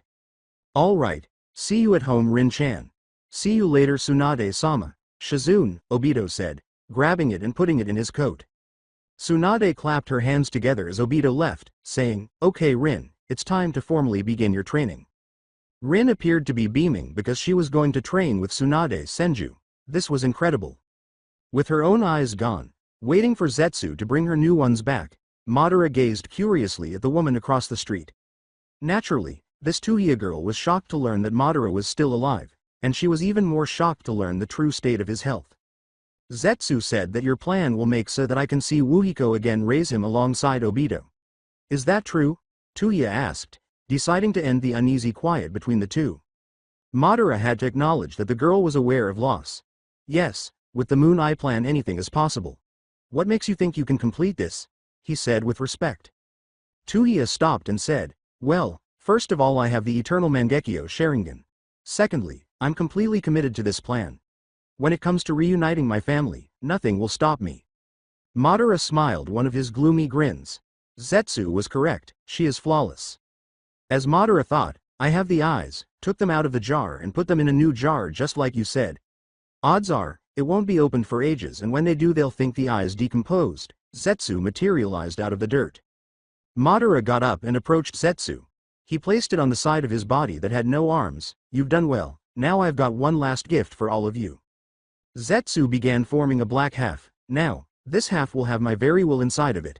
He will help you and is more than capable of transferring the eyes with the equipment around here. When the time is right, you will revive me. Until then, you will pose as my daughter in secret. Everything else you need to know is my notes. Good luck, Uchiha Uchiha. Like Madara, Uchiha smiled darkly and said, actually father, it's Tori now. With two sides now, White Zetsu laughed and said, this is going to be fun. After the surgery, Obito and Rin began training intensely, and they trained frantically for months. Naturally, Rin was putting a lot of effort into her medical ninjutsu training and was making significant strides. Tsunade claimed that since she began training Shizune, she had never seen a medic with such innate talent, and it appeared that Rin would quickly reach Jonin level. Obito was growing at an unbelievable rate, and thanks to his eternal Mangekyo Sharingan, he was improving in every aspect of his training. He even defeated Kurenai in Genjutsu, much to her dismay. She doubled her training after Obito did that, and Guy wasn't exactly happy either, because he was now close to him in taijutsu, even though he would still defeat him hand-to-hand in a taijutsu. In ninjutsu, he had simply copied somewhere around 300 different jutsus. He stopped counting at 256 because there was no real reason to, and he was able to use Amaterasu without any negative effects. At the age of 14, practically the entire village was calling for him to be made a Jonin. Now more than ever, the Uchiha clan hated Obito because he was doing things that none of them could, and Fugaku could not persuade Obito to allow them to examine his eyes. However, they also made new acquaintances, and Shizune and Tsunade were welcomed into their small family right once. By this time, Shizune and Rin were practically best friends and spent a lot of time together. The most important news of all, however, was that the war was over. The Mist had surrendered following the Kakashi incident, the Rock had surrendered following the loss of Kanabi Bridge in exchange for the agreement that neither side would be punished, and Cloud had surrendered following the death of the third Raikage. The announcement of a successor was due in a few days, and two candidates, Minato Namikaze and Orochimaru of the Sannin, kept coming up. Many people were calling for Sarutobi's retirement because they believed he had been too lenient during the war negotiations. Sarutobi chose to go right to the point, saying, Minato, as you know I'll be retiring in just a few short days. Minato bowed to the Hokage, not knowing why he had been summoned here, but assuming he was going before get reprimanded for something. You will be missed, Minato said, nodding. Although I doubt anyone could ever take your place, I suppose Orochimaru would do his hardest. Orochimaru will not be the fourth Hokage, there is too much darkness in his heart, said Sarutobi, shaking his head. Minato was perplexed. So, who is Tsunade? For heaven's sake, man, it's you, said Sarutobi, rolling his eyes. You will become the next Hokage. This was unbelievable to Minato, who said, wait, really, you want me? Sarutobi laughed. Go tell your family the good news, I'll be moving you guys into the Hokage mansion in just a couple days. All right. Thank you, sir. Minato bowed one more before sprinting to the door. I promise not to disappoint. Oh, I know Minato, that's why I picked you, said Sarutobi with a laugh. Kushina greeted Minato when he returned home, saying, Hey Minato-kun, he didn't yell at you too much did he? Nope, he actually wanted to have a conversation with me, Minato said with a smile. About what? Kushina asked, stirring the soup she had on the stove. Hey everyone, I got some big news today, Minato said with a smile. Perhaps you should come in here. When everyone entered the kitchen, Obito turned to face his sensei and asked, What's up? They've chosen the new Hokage. Minato had to confess that he was quite pleased with himself. Oh god, Tsunade moaned, who'd they sucker into that job? Hey, they didn't sucker me, Minato pouted. I feel privileged. Oh, this is unbelievable. Kushina rushed forward and tackled him. The fourth Hokage will be you. Up and down, Rin exclaimed, Oh, sensei, this is amazing. Dude, my sensei is the freaking Hokage, Obito said, turning to face Shizune. Didn't anticipate that one. Shizune sighed. At least they didn't ask Lady Tsunade. I think she might have actually punted the third right out the window. Well, it appears that we will all have a lot on our plates, Minato said as she got to her feet. With both of these training sessions. And I'm going on missions again, we're all going to have a ton to do, said an excited Kushina. This is fantastic. I kind of wish I had just stayed going from town to town gambling, Tsunade grunted. Like being said, they all laughed. It appeared like things would be a little chaotic for a time. The war was done, and it turned out that Minato was some sort of economic guru, and he quickly had the leaf out of the debt that comes with war. After Minato was appointed Hokage, things really started to go well for the leaf. Minato had the leaf flying high once more. Only 6 months following Minato's promotion, Obito and Rin were promoted to Jonin. Obito was even listed in a bingo book as Mangekyo Menace, and Rin soon rose to prominence as one of the Leaf's best med nins. Everything in the Leaf was going incredibly well, and things were only going to grow better. The popular white-haired pervert was staring inside the hot springs as Obito passed them, saying, You know, you're famous enough to just go sleep with one of those women. Not even flinching, Jiraiya said, True, but I'd rather see all of them first. Sighing, Why don't you just go get a girlfriend already? You're like 40-something for Pete's sake. There aren't any girls that'd take me that I'm interested in, Jiraiya shrugged. So, which one are you interested in? Obito asked, raising an eyebrow. The same girl I've always been interested in, and that is none of your business, Jiraiya said, finally removing his face from the hot springs. Rolling his eyes, Obito said, Lady Tsunade. Frowning, Jiraiya asked, How did you?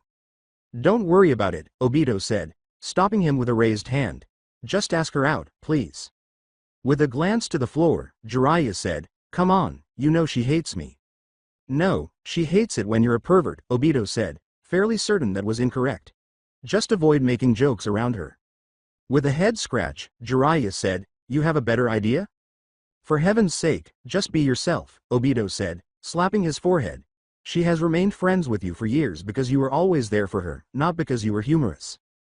Jiraiya thought it might be worthwhile to attempt, saying, All right, but do you have a way of showing her that I'm serious about this? Obito was about to slap him, saying, Go talk to her and stop overanalyzing things. Tsunade answered the door and said, Oh, it's you. Jiraiya swallowed and knocked on the door, still unsure of what to say. Did you come to tell me about your most recent adventure, or do you need something? Hey Harem. Mind if I come in? I'd really like to talk to you, Jiraiya said, trying to smile genuinely. Obviously, something happened, Tsunade said, allowing him entry. Have you cheated on some of the Leaf girls once more? Jiraiya was grumbling. Tsunade, I really have something I want to talk to you about. All right, then don't keep me waiting, said Tsunade, who wasn't used to a serious Jiraiya. Initially, Jiraiya said, Tsunade, you know I like to make jokes with you. Tsunade grumbled, Jokes, I don't know if I'd call those nasty little tidbits jokes. Not having a good start, Jiraiya said, All right, fair enough. I've joked about desiring you, and that's the goal. Well, not all of those were jokes.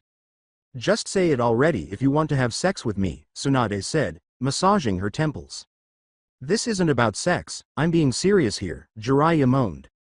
Jiraiya, what the hell are you trying to say?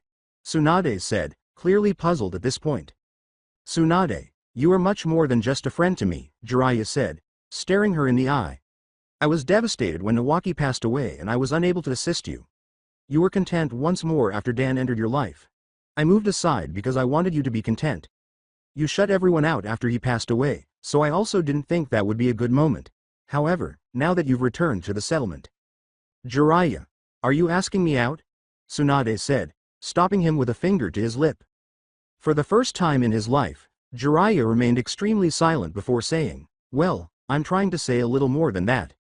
Jiraiya, returning to the leaf has made me realize a few things, Tsunade said, leaning in close to him. My desire to try to move on from Dan is one of them.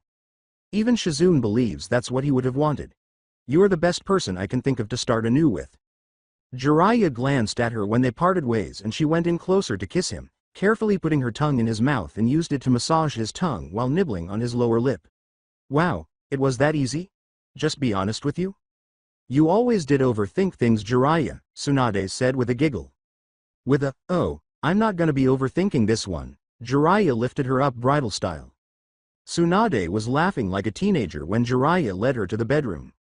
Tori looked out at this group called the Akatsuki, and while they were interested in peace, she was more interested in Nagato, the boy to whom Madara had given his Sharingan so that it could form the Rinnegan, who would play a crucial role in their scheme and was invaluable with his Rinnegan. Hanzo of Hidden Rain and Danzo of Hidden Leaf had set up a death trap for these poor souls, and Yahiko, the leader, was to find one of his best friends, a girl named Konan, being held at knife point. This would have put Nagato in a very valuable position because he had turned down their first offer, but he would join them completely after this. The remaining Akatsuki members were the only things standing in the way of this plan. They were en route to warn Yahiko, something Tori and Zetsu could not let, and soon the gang was running close to them, indicating that a carnage was imminent. Since Tsunade wasn't known for being late, Shizune and Rin returned in search of her. Their training was scheduled to begin 30 minutes ago. Hello, Lady Tsunade, are you here? Shizune began shouting for her. Maybe she isn't home, Rin shrugged. Out of nowhere, she heard someone say, oh my god, move quicker, you toad sage. The two girls' faces were devoid of color. As Shizune began to mumble, I think we should. Yes, we should, Rin said with a nod. As quickly as they could, they fled the area. They would remember this for a long time. They heard you two having sex? Kushina asked, trying not to laugh. Tsunade sighed, yeah, but they're med nins, they'll get over it. Gotta say, Jiraiya did pretty good, I could hardly walk straight. Got that right, exclaimed Jiraiya, puffing out his chest with pride. So, how are you two gonna work this out with your character traits? Minato asked, glad to see the two together. We found a way we could benefit each other with them, said Jiraiya with a sly smile. Tsunade laughed. Yup, Jiraiya still gets to ride Icha, and I still gamble with the money he makes. The only stipulations are, he can only do research on me, and I can only gamble as much money as we can stand to lose without going broke. As Kushina put it, you two really are perfect for each other. Grasping Tsunade, Jiraiya said, I'm not giving up much, I've got the best research subject in the world right here. After giving him a hug in return, Tsunade said, and I think I've finally made one bet I can win. They all grinned since everything in the leaf was going so well. Nagato gazed at the devastation all around him, the great bulk of which he was responsible for. Since Yahiko was dead because of them, he had no regrets. The power he was experiencing was so great that he now had numerous enormous metal poles protruding from his back. Konan seems frightened by everything that had happened. Konan opened his mouth to inquire, what the hell is going on? But then a woman emerged. Her hair was tied in a bun with two metal sticks to hold it in place, and the majority of her face was covered with bandages. There were also eye holes to allow her to see. Do you understand now, the reality of the situation? This world wasn't meant for peace, it's far too cursed for that. Only through my plan can we truly end this world's pain. You will bring to life a new Akatsuki, one that will accomplish Yahiko's dream. With your new power, there's nothing that will stand in your way. Nagato regained his composure and said, I will sow this world pain, only then can it mature and grow. We must create pain to end pain, and with your help we can do that. As you wish, Tori. I shall recreate the Akatsuki, in this new image. Together, we shall save this world from itself. Everything was coming together, and Tori was grinning beneath her bandages. Page break. There was a lot of excitement in the Hidden Leaf since Jiraiya and Tsunade were getting married after only 3 months of courting. The community celebrated the marriage of the two renowned Sannin since, after all, they were among the strongest shinobi they had ever produced. It nearly caused them to forget the most recent information regarding Orochimaru, the third Sannin. He naturally left the village after his experiments were discovered. When Sarutobi discovered the lab, he was powerless to stop him since he just couldn't bring himself to kill his former pupil. Sarutobi was ultimately still too generous. The leaf simply continued to change, mainly for the better. Nearly everyone in the village adored Minato. Only Danzo, the elderly warhawk, continued to believe Minato was the wrong option. Before Minato understood it, Danzo had repeatedly urged them to take advantage of the other town's vulnerability in order to defeat them. Naturally, Minato never stopped telling him that he was a fool and that he would never allow Danzo to slaughter more men without cause. There was no need to go and assault the other villages because they were already doing well. Trouble is the only thing that could result. The council reached a consensus on this issue, and to be honest, the majority of them also wished to get rid of Danzo. One day, he was going to cause them a lot of trouble. He always believed that the goals outweighed the methods and showed little regard for other authorities. They wanted to get rid of Danzo as soon as possible since he was going to drag them into a huge bloodbath eventually. The issue was that Danzo was too powerful and had too many contacts with other council members to be removed. Nevertheless, they all believed in Minato because he was the village's future and things appeared to be going well. Minato had been Hokage for a year, and things were rapidly shifting.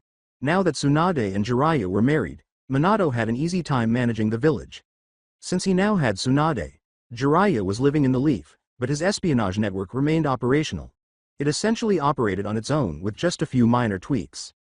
Running the hospital wasn't as simple as Tsunade had anticipated.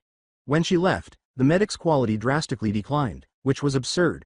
Fortunately, she had managed to get everything back up and running. All they needed was the right instruction. They already had the talent. At this point, Sarutobi was completely revamping the educational system. After all, he was the Leaf's most prosperous sensei. The need that everyone learn the same thing was the only thing that truly needed to be altered. They ought to be assessing the pupil's natural endurance, chakra levels, and other attributes while creating a customized plan based on their unique skills. As the days passed, Obito and Rin's relationship became closer. Even more exciting activities had been added to their repertoire. They were, of course, making sure that none of this was known to Kushina and Minato. Rin explained to Obito that she had no family remaining because the majority of her relatives were infertile. They were still using protection, and Rin had less than a 1% chance of becoming pregnant. Obito was considerably less anxious about it as a result. Yes, things were booming for the Leafs couples, but a swift transformation was on the horizon. After 2 more months, Tsunade approached Jiraiya with some very important news. "You're what?" she said. Sweating profusely, Tsunade declared, "Pregnant Jiraiya, I'm pregnant." "But isn't that kind of unlikely at our age?" Jiraiya asked, unsure of how to react. "Unlikely, yes. Impossible, no. Jiraiya, are you okay with this?" Tsunade shrugged. When Jiraiya said, "So, I'm gonna be a dad. Wow, that actually sounds, well, kinda great. I've always wanted kids, just thought that ship had sailed already. What about you, are you okay with this?" He became quiet for a moment before breaking into a smile. "You know what, I'm feeling pretty much the same way you are." Tsunade expressed relief at his happiness, saying, "Something about being a mom just feels right to me." Jiraiya rose to her feet. "Well, in that case, let's go spread the good word. Wonder how Sensei's gonna react to this, Minato too. This is really gonna be a shock to them." Tsunade chuckled, "Sensei's gonna love it, and as for Minato, well, I think he's just gonna be nervous we won't be around to help him as much." Jiraiya replied, "Nah, he's just gonna be trying to keep Kushina from bouncing off the walls." Everyone was assembled in the Namikaze living room when Tsunade said, "All right, people, I just learned something really important today." Raising an eyebrow, Kushina said, "All right, what?" "Oh, just that certain someone is pregnant." Tsunade grinned. Rin said, "How did you know? I haven't even told Obito yet." "I was talking about me. What's going on with you?" Tsunade said, her eyes widening. Well, I'm pregnant," Rin told herself after realizing she had just exposed herself. "First of all, I can't believe you've been keeping this from us, and secondly, I can't believe you guys didn't use protection," Kushina said to Rin as they all heard Obito faint and fall to the ground. Nervously, Rin replied, "Well, we actually did. The odds of us actually having kids were only 1 in 1,234,000. We felt those were pretty safe odds. Looking at Tsunade, Kushina asked, 1 in 1,234,000, is that right? Yup, Tsunade said, nodding, I did the math myself. At that, Minato screamed, wait, you knew about this and didn't tell. Tsunade sighed, you heard the odds, even I felt that was safe bet. Besides, I didn't actually know they were having sex, I thought she just might have been curious, so I didn't jump to conclusion. Minato hit his forehead and breathed deeply. Well, it's not like this is the end of the world at least. We're here to help the two of them. They're ninjas too, I guess. Most of us have kids when we're in our teens anyway. Did someone really just say I'm gonna be a dad? Obito asked as he awoke. Rin replied, well, yeah. Please don't faint again, I'm scared enough as it is. With an embrace, Obito got up and said, don't worry Rin-chan, we're gonna be just fine. Jiraiya laughed. So, we're gonna have kids the same age. Kinda funny when you think about it. Gotta say though, didn't know Obito would actually be willing. Always seemed too shy to do something like this. Rin and Obito flushed as they examined their feet. We've got 9 months, that'll make you guys parents at 16, said Kushina, who was still not entirely happy but realized that there was nothing more that could be done at this point. For a ninja, that actually isn't that bad. We tend to die pretty young. Back in the whirlpool they would actually encourage us to have kids as soon as possible. Muttering, Minato said, as if we all weren't busy enough. Oh please, Kushina said, kissing her husband on the cheek, we all know you hate it when things get boring.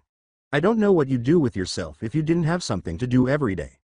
After considering it, Minato said, probably visit every ramen stand in the world. Almost all of their chats appeared to finish with them all falling to the ground laughing. Tori kept an eye out for new Akatsuki members from a distance because she didn't want them to know about her just yet. They now included 2 more members.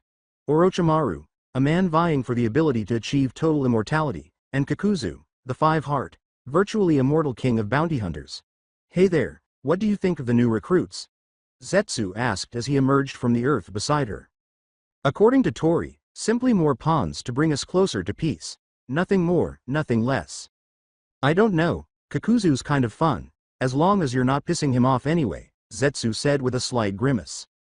As she continued to remain emotionless, Tori said, maybe, but as long as they get their job done I don't really care how fun they are. Zetsu changed the topic after realizing he was having no success with her. So, how come you're only letting Pain know the truth about you? He asked. Tori glanced at Zetsu as if he were, simple, if they know about me, there's a higher chance that other people will find out about me. I want myself to be kept a complete secret to the world until I absolutely have to come out into the open. So, what are you going to do now? Zetsu asked, still not fully understanding, but deciding to ignore it. I'm going to the mist. There's a little project there I'd like to complete, Tori said as she began to leave. With a wave, Zetsu said, all right, see you soon. Tori replied, yes, see you soon. Keep an eye on Nagato, him reanimating his old best friend and using him as the leader of the Akatsuki is rather disturbing. The moment we have the chance we need to force him to revive Madara and get rid of him. Why don't we just make him revive Madara now? Zetsu asked, not understanding why they were waiting at all. Tori gave him a second, really, if we revive Madara now, word will get out. Nothing as big as that could be kept a secret.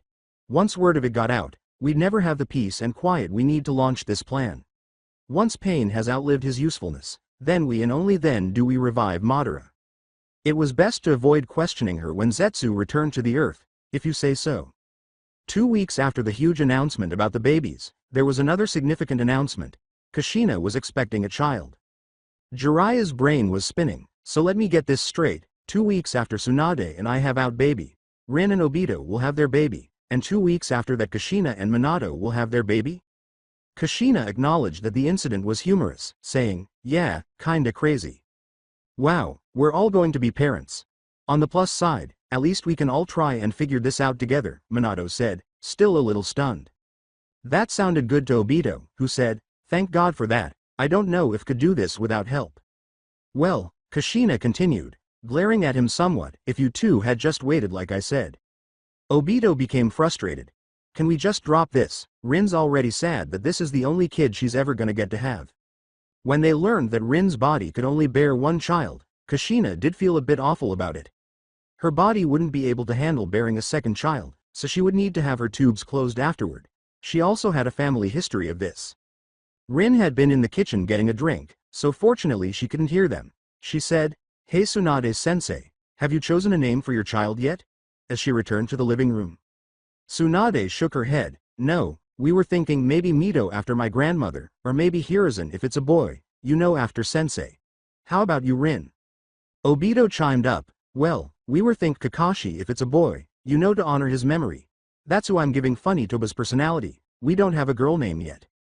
Looking at Minato, Jiraiya asked, "How about you, any choices for names?" Chuckling. "Well, actually I was thinking if it's a boy we'd name them after one of the characters in your book." He said, "What, which one?" And Tsunade was shocked by what she heard. In defense, Minato held up his hands and said, "Don't worry, I'm talking about The Tale of Gutsy Ninja. We were thinking we'd name him Naruto if it's a boy." Kushina smiled. "Of course, the fact that that's a ramen topping is a bonus for him." Minato pouted, "Hey, I just happen to think that that's a really good name and really good book." "I know," Kushina grinned, "I'm just teasing. As if we weren't all like one massive family already," Tsunade said, leaning back in her chair. They were laughing again. They were able to make each other laugh no matter how crazy things became, which is essentially why they remained together in the end. They simply cared about the people in their lives, regardless of the circumstances. They simply seemed to go together. They would lose 2 members of their family and gain 3 new ones in a span of 9 months. The entire group experienced a sluggish 9 months, with the ladies experiencing pregnancy symptoms and the men experiencing the women's insanity. For starters, there were mood swings. Within an hour Rin was happy, then angry, then happy again, and finally sad. None of them had ever witnessed such strange appetites as Kushina's. To fulfill her request for chocolate-covered sushi, Minato had to have a restaurant prepare it expressly for her. Jiraiya was fortunate since Tsunade became very feisty during the pregnancy. Before they dared to enter, everyone knocked on their door multiple times. It's true that the couples were going completely crazy hoping that the babies would arrive soon. They had also discovered the babies' genders. They were traveling with Mito after her grandmother because Tsunade was expecting a girl. When Rin learned she was expecting a boy, they decided to name him Kakashi in remembrance of him. Finally, Naruto prevailed since Kushina was expecting a boy. Things were going to get really interesting because Tsunade was due in a few days. Jiraiya had little time to react because he was sound asleep at the moment. "Jiraiya, damn it Jiraiya, get up." Tsunade shook him, and he felt it. "What? What time is it?" Jiraiya asked as he slowly opened his eyes. "That doesn't matter Jiraiya, my water just broke," Tsunade said, raising her hand to slap him. He became awake, saying, "Wait, seriously?" He was smacked by Tsunade this time, saying, "Of course I'm serious. Now get out of that bed before I grab your balls and pull them up over your head." "Let's move," Jiraiya said as she lifted Tsunade and opened the window. Without even addressing the receptionist, Jiraiya went to the hospital and said, "She's having a baby, don't even try to stop me here. Just get a hold of the Hokage and tell him." The receptionist simply hurried out to fetch the Hokage. There was no way in hell that he was debating with 2 Sannin. Minato was making every effort to avoid missing the birth of the first of the 3 children. Not long after him came Rin, Kushina, and Obito. "Little anxious, aren't you?" Hiruzen laughed at them as they arrived at the hospital. "How the hell did you get here before us?" Minato said, her mouth dropping. Hiruzen was observing from afar. "Oh, that's easy. I've been messing around at the hospital for the past week. You'd be shocked what you can get away with around here when you pretend you're an insane guy and use a transformation." Even more stunned, Minato said, "I thought you were fixing the education system." The shrugging Hiruzen said, "I can't have a hobby?" Kushina murmured, "First, I want to hear about the things you did at a later date, and 2, have they had the baby yet?" "Blue eyes, white hair, 6 pounds 2 ounces. She's adorable," said Hiruzen with a smile. Squealing, Rin said, "Oh, let us in already." The door was opened by Hiruzen, who said, "Oh, if you insist." Just a few minutes earlier, Tsunade was crying as she cradled little Mito in her arms. She said, "Oh, Mama's so glad you came out to see her. You're just too cute to stay in my tummy." "Yes you are. I think Daddy wants to see you too." She was instantly enamored with the young girl. Jiraiya reached for the little bundle. "Well yeah, Mama hasn't let you hold yet. You got my hair, but I think yours will be straight like your mom's is." "I can't believe you're here," Daddy didn't think you were ever coming out. Tsunade grumbled, neither did I, 9 months of waiting. Although I gotta say, I wasn't in labor very long. I don't even think it was an hour. Did you use your medical jutsu to make labor go faster? Jiraiya asked, raising an eyebrow. Maybe. If I can, why wouldn't I? Tsunade said with a laugh. Fair enough. Jiraiya couldn't really disagree with that. Where's the baby and when can I hold her? Rushed Kushina. Shizune shook her head, saying, oh no, I get to hold her next. She's basically my little sister. Shizune was already there because she lived with Tsunade and Jiraiya. All right, Shizune, here you go, Jiraiya said, deciding he had better give her to her. Oh, how are you? You're the cutest thing. I could just eat you up, Shizune said, cooing at the infant. For all of them, the night continued in this manner.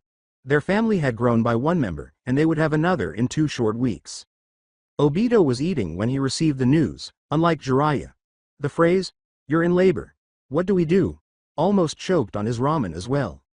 Already irritated, Rin said, you fool, we're going to the hospital.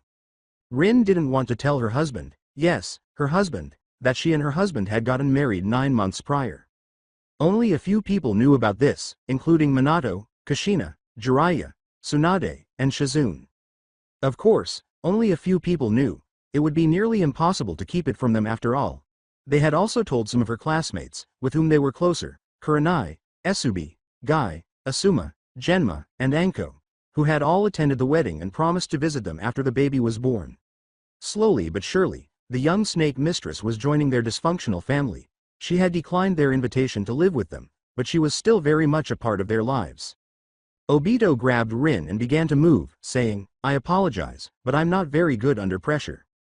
Rin moaned, this is going to be a long day if that's true. After hearing the commotion, Minato and Kushina rushed outside and asked, is it time?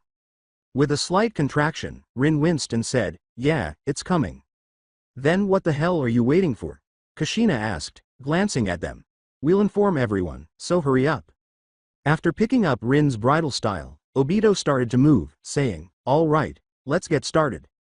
Minato, Kushina, Jiraiya, Shizune, and Anko were waiting outside the door, trying their best to remain composed, although Rin had been in labor for 3 hours.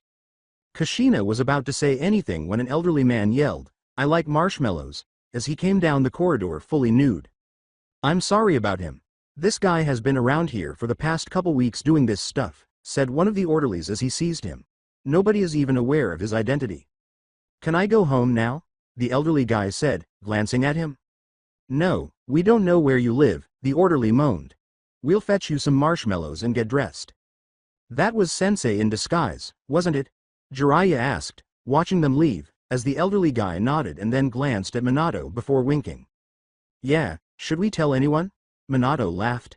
Hell no, that's the happiest I've seen him in years. Jiraiya retorted. I say let him enjoy himself if he's finally taking a break. In addition, it's quite hilarious. Kakashi is here, said Tsunade, who had been giving birth, as she left. Dibs on holding him first. Anko rushed in. They all snickered and rushed in after him. Obito was on the bed with Rin holding little Kakashi, who appeared to weigh around 7 pounds 1 ounce and had black hair, Obito's eyes, and Rin's features. Rin was speaking tenderly to him, saying, hello Kakashi. Oh, you've got daddy's eyes, don't you? You're quite small. Shizune and Anko were bouncing up and down, saying, he's so adorable. Rin raised her head, saying, all right, who's first? Without even thinking, Anko said, give him to me. All right, be careful, Rin said, laughing uncontrollably at Anko. Oh, you're just too cute, Anko said, holding the infant close to her bosom. Your favorite aunt will be me. I'll let you play with my snakes, smuggle you some sweets, and... Guy rushed in, saying, where is my young friend's new baby? I will kick you out if you try to put him in a green spandex onesie or start throwing him around, Obito said to Guy as Anko looked away, seemingly to shield Kakashi. When it's your turn, you can hold him. After being reprimanded, Guy glanced down and said, oh, okay. I'll keep my youth in check for the time being. Everyone, even the guy, got to hold little Kakashi as the day went on. The second baby had been born, and Naruto was the only one left, but his birth wouldn't go quite as smoothly as the others. 2 more weeks went by, so they had to get ready for the big day. Since Kushina was a Jinchuriku, Her birth was especially dangerous because, in the past, female Jinchurikus had given birth, the most well-known of whom was Mito Uzumaki Senju. When a female Jinchuriku gave birth, her seal was severely weakened, so in case the worst happened, they needed to have a number of skilled medical ninjas on hand, some sealers with experience, and some strong ninjas to deal with the Kyuubi. To be honest, very few people were aware of Kushina's pregnancy. It was just safer that they didn't, for if an enemy found out, who knew what might happen? It was a huge event when a Jinchuriku had a kid, and even more so when it was the Hokage's wife. Minato, who was looking forward to the birth of her son, was a little crazy because he wouldn't let Kushina out of his sight.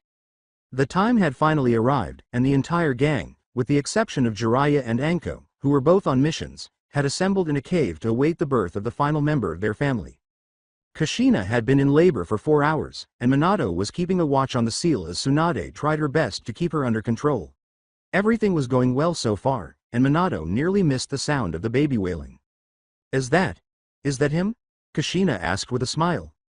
Yes, it is, Minato said, glancing at Tsunade as she held the little bundle. He has your face, but he has my hair. Before Tsunade could give him to Minato, a fresh voice said, a touching moment, a pity I have to ruin it. Obito yelled at the woman, who are you? How'd you get in here? As they all turned to see her standing there with the Mangekyo Sharingan spinning in her eyes and her face bandaged. Don't worry about that, the woman said, advancing, I just need to take Kushina for a while. And what the hell makes you think I'll let you do that? Minato snarled. She chuckled, oh, I think that you need to be more worried about the explosive tags surrounding the room. When did you? They asked, observing that all of the guards were dead and that the room was really coated in explosive tags. You really need to practice your genjutsu, the woman said with a shrug. I put it on all of you, but you were too preoccupied with Kushina to notice. You bitch, I don't have time to get everyone out, Minato yelled in rage. The woman offered them something. I won't activate all of these tags and kill all of you if you give me Kushina. I can only activate them within a 5-mile radius, so don't get too anxious. Once I'm out of it, you can come after me. With no other option, Minato said, I'll get you for this. After approaching Kushina, the woman applied pressure to render her unconscious, saying, I'd say you'll see her soon, but I just can't promise that. Minato didn't know what she was after, but he felt it couldn't be good, so he watched as the woman snatched Kushina and fled the cave.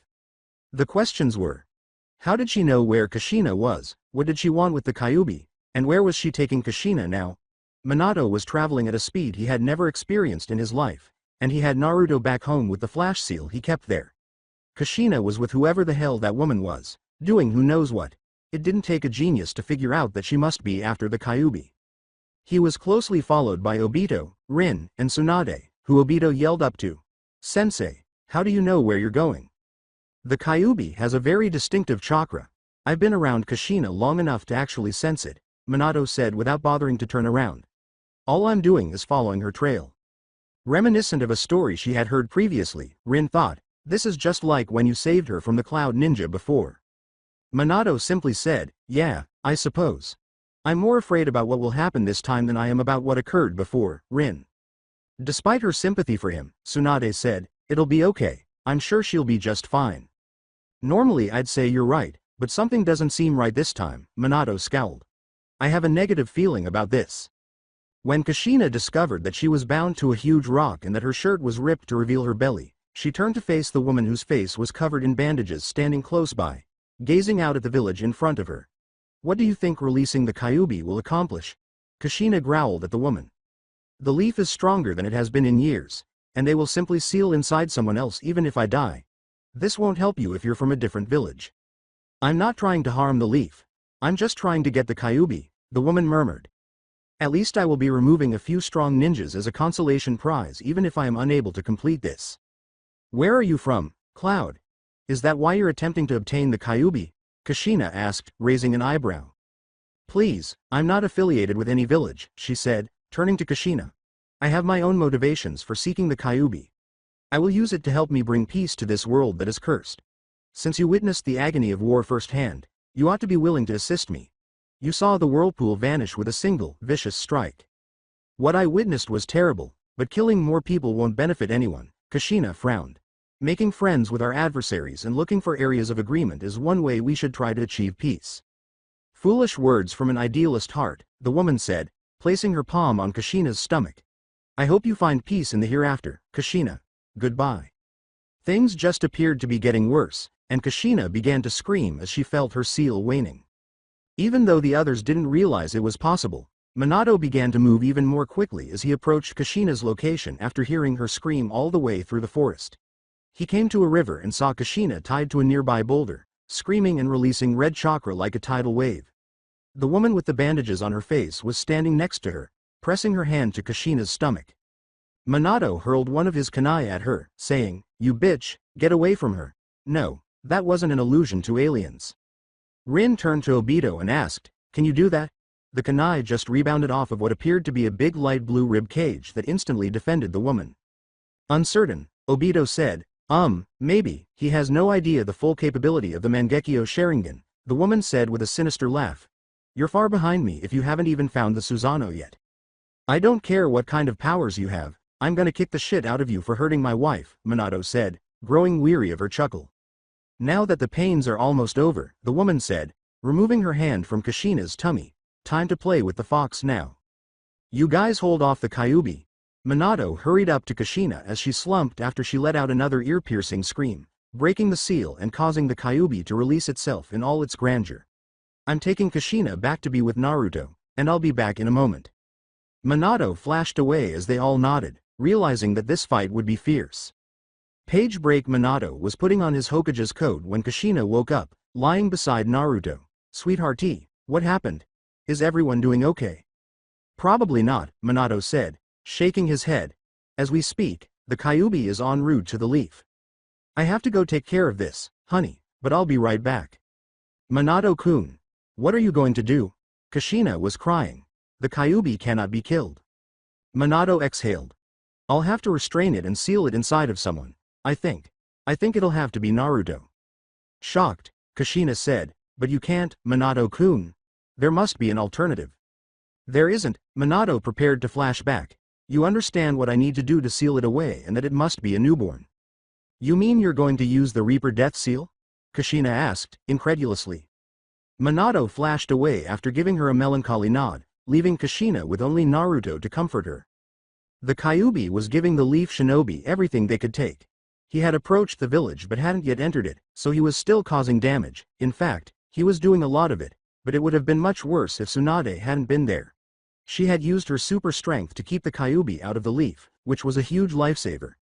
In other words, the damage and deaths had been reduced by at least half because the Kyuubi couldn't actually enter the village.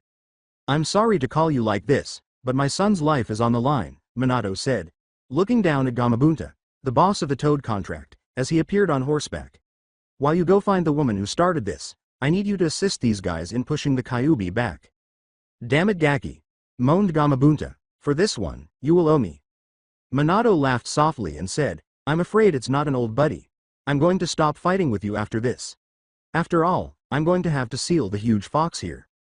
Gamabunta said, "I'm sorry to hear that," as he instantly realized how serious this was. "So far, you're the only person I truly like. Minato, it has been an honor." Gamabunta had never before addressed him by name, which startled Minato.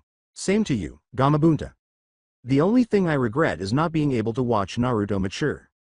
"Really, you named your son after a ramen topping?" Gamabunta asked, looking up at him. "Yeah, let's go with that," Minato said, deciding to leave it alone. "Good luck to me." Gamabunta unsheathed his blade and turned to face the fox. "All right, you oversized plushie, let's get started." Minato found the woman quickly. She had been observing the events from a cliff near the village, and she groaned when Minato flashed behind her, saying, "It's unfortunate you're the only one I'm not sure I can defeat. I might not make it through tonight, but I'm going to make sure you don't get away with it either," Minato said, grinding his teeth. "I'm going to do all in my power to make this a safer place for my son, Obito's son, and the sensei's daughter." "Obito's son?" the woman asked, pausing. The woman pulled the 2 needles out of the bun in her hair and activated her Susanoo ribs. The Rasengan struck it and fled with cracks all over. The woman jumped back and used one of her needles to make a whip out of her Susanoo using it as the base, then repeated the process with the other. Minato didn't respond. He simply charged at her while holding a Rasengan. She swung one of the whips at him, but Minato ducked under it, and before she knew it, he had another Rasengan in his palm, pushing it into her back. She was sent flying, and when she was finished, she gave Minato a menacing gaze, saying, "Oh, it's on now." Obito saw him fighting the woman out of one eye, and he was doing fairly well. He could hear her yelling in the distance, "If this is the way you want it, fine." The Kyuubi simply couldn't compare to Tsunade and the third, let alone the army behind them. They couldn't help but wonder how Minato was doing with his fight, only to discover that they were forcing him right to his location. "You've made me let go of the Kyuubi so I can get away." When she let go, the fox let out a terrible cry, and the woman fled, leaving Minato to assist them in handling it. He turned to the Leaf Ninja and said, "I'll be right back, I've just got to go grab something." Silently wishing that his kid would pardon him for this one day, he flashed off. "It's okay, Naruto, it'll all be okay," Minato discovered Kushina murmuring in his ear while clinging to Naruto for dear life. Since this would be his final chance to witness it, Minato tried to absorb the scene as much as he could as he gazed at the two of them. "Kushina-chan, it's time." Still clinging to Naruto, Kushina got to his feet and said, "I'm very sorry, Naruto. This is not what I ever intended for you." Grabbing his son, Minato said, "I think you should stay here." "No, I need to be there for Naruto when you, fumed Kushina. "Fine, but just stay out of the line of fire." Minato couldn't bear to hear that. The moment had finally arrived, and he seized his wife and activated his yellow flash. When Minato returned, he discovered that Gamabunta, Sarutobi, Tsunade, and a number of other Leaf Ninja had pinned the Kyuubi down. Despite his struggles, it was evident that he was not going anywhere, so he walked over to the Kyuubi, sat him on the ground, and raised his hands to begin creating the required seals. With one final thrash, the Kyuubi sent his claw through Minato, inches from Naruto's face. Minato was shocked that his body alone could stop it, but he soon discovered that it couldn't. Kushina had jumped in front of Naruto, narrowly avoiding the claw's impact. Kushina looked at Minato and grinned sadly, saying, "Sorry, guess I just couldn't let you make this sacrifice by yourself." "I'm sealing the yin half of the chakra inside myself," Minato said, raising his hands once more and creating the seals. He soon felt the seal operating inside of him. "Naruto is safer in this manner." "It'll be okay, sweetie. Our friends will be here for you," Kushina said, giving her son one more glance. "Your family will be there to look after you. Don't get too carried away by Jiraiya, though." The village was safe, but they lost their most powerful ninja. All of the ninjas looked to the third for direction because nobody knew what to do at this point. Minato laughed for the last time in his life as the sealing was completed and the Kyuubi transformed into the young Naruto. The two of them fell to the ground. After Kakashi told him and Enko the entire story when they returned from their missions, Jiraiya realized exactly what his student had gone through. It didn't seem possible. Minato and Kushina were dead, and the Kyuubi had sealed inside their poor son. But he wasn't even sure how to respond, so he finally asked, "So, what exactly is going to happen with Naruto? I am aware that we will all undoubtedly take care of him, but what about the council and the Kyuubi? Not to mention if we ought to disclose his parents' identities to others." The final sentence, "Why wouldn't we tell people he's Sensei's son?" was unclear to Obito. Since it seemed so clear to Jiraiya, he was genuinely shocked that he had to explain it. Minato had many enemies, and if they learned about Naruto, it could put him in danger, especially from the rock that is buried. Naruto deserved to be given his true last name, and Obito wasn't even close to accepting that. Then they'll have to go through us. Because of his beliefs, Naruto will likely face a lot of hate. Yet, if people are aware that he is the fourth Hokage's son, that could relieve some of his load. That made a lot of sense. Tsunade had to concede, Kid has a point. He is surrounded by strong ninja, after all. I hope someone makes it through all of us. Even the rock would agree that it wouldn't be worth it. Yeah, and as for the council, we've got the third on our side plus 2 of the legendary Sannin, Rin said quickly in defense of him as well. They will be forced to allow him to remain with us. The next order of business was the living arguments, which Tsunade already had worked out in her mind. I want all of us to move into the Senju estates. Jiraiya winced a little when he heard that his sensei was being forced back into his old position. He knew the old didn't want to be Hokage again, but he also knew he wouldn't let anyone else do it at a time as delicate as this. Being in the same location will make things easier, especially for Naruto. We were unable to persuade you previously, Enko, but this time I won't accept no.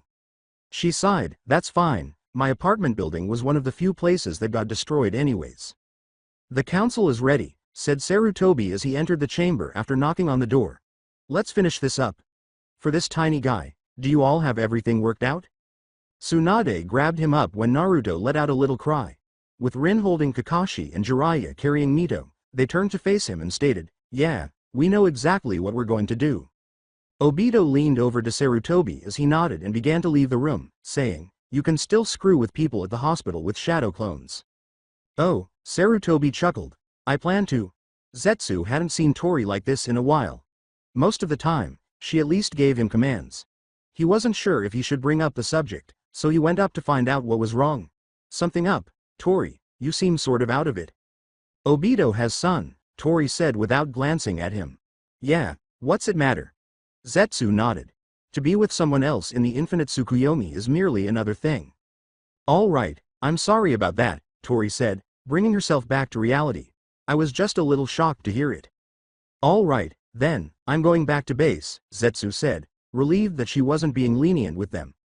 Kisame and Sasori, the newcomers, are excited to get going. A tiny part of Tori was still worried about her new grandson as she watched him go. One of the civilian councilmen repeated to himself, "The fox boy is the son of the fourth Hokage." The council was uncertain whether what they had just heard was accurate. Gritting her teeth, Tsunade said, "Don't call him fox boy." The council appeared divided over the news. Danzo simply viewed it as an opportunity to acquire a new weapon, while the other half were excited at the prospect of the fourth Hokage having a son, even though nothing that had transpired was his fault. "I think I have a solution that would please everyone," he said, turning to the entire council. "Let me educate the young kid how to manipulate the fox's chakra so that he can become the leaf's ultimate weapon. It would calm your fears about the youngster losing control if you let me do this." "No, I'll be teaching Naruto how to summon toads and assisting him in controlling the Kyuubi's chakra," Jiraiya said, sending a wave of murderous intent at the elderly warhawk. In any case, Tsunade had already stated that she preferred Mito to be a slug summoner.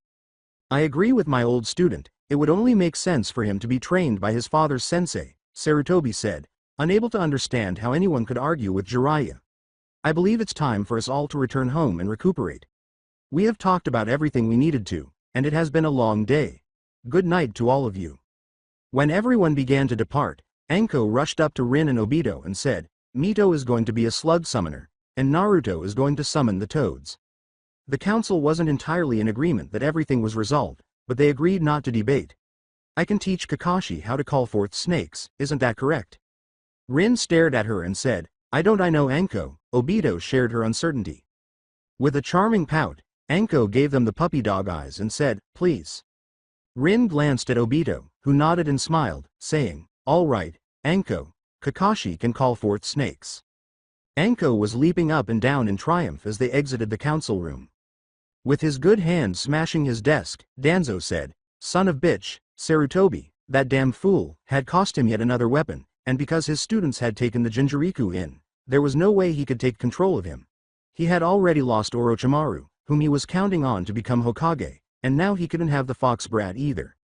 Danzo was so furious that he wasn't sure you could even measure his level of rage. You could be sure that no one, not even his former opponent, would stop in his way, and that one day he would make sure that the hidden leaf could crush everyone.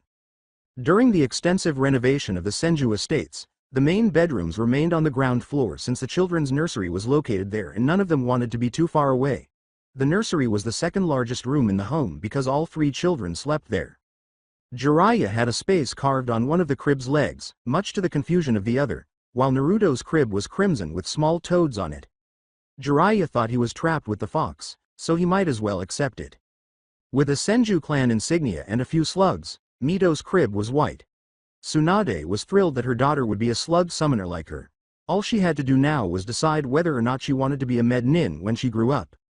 Anko made sure the crib wasn't boring, though, because she herself wanted all the legs to look like snakes. She was thrilled to have someone other than her summoning snakes, as it might restore some of the honor Orochimaru took from them. Kakashi's crib was blue, but it lacked the Uchiha clan symbol. Obito obviously intended for his son to receive a very different upbringing than he did. Anko chose the bedroom by the kitchen because, according to her, she was a midnight snacker, which made it easy, while Tsunade and Jiraiya occupied the master bedroom and Obito and Rin occupied a somewhat smaller one close to the nursery. Although they all had a lot to do, the family was generally very at ease with their new arrangements. A new threat had surfaced, and their training would be ongoing, or whenever the babies were fed and content nevertheless. Obito had been studying his Sharingan more than he had ever done before, and after witnessing what that woman could do with hers, he realized he had only touched the surface. He began by attempting to reverse engineer the jutsu, but was unsuccessful. He then searched for all the information he could find about the Susanoo, but was unsuccessful. And finally, he simply began to tinker with his Mangekyo Sharingan until something happened, which it did, but it wasn't the Susanoo. He was trying to use the Amaterasu to its fullest potential and see if it would change the course of events, so Obito focused hard on one of his targets.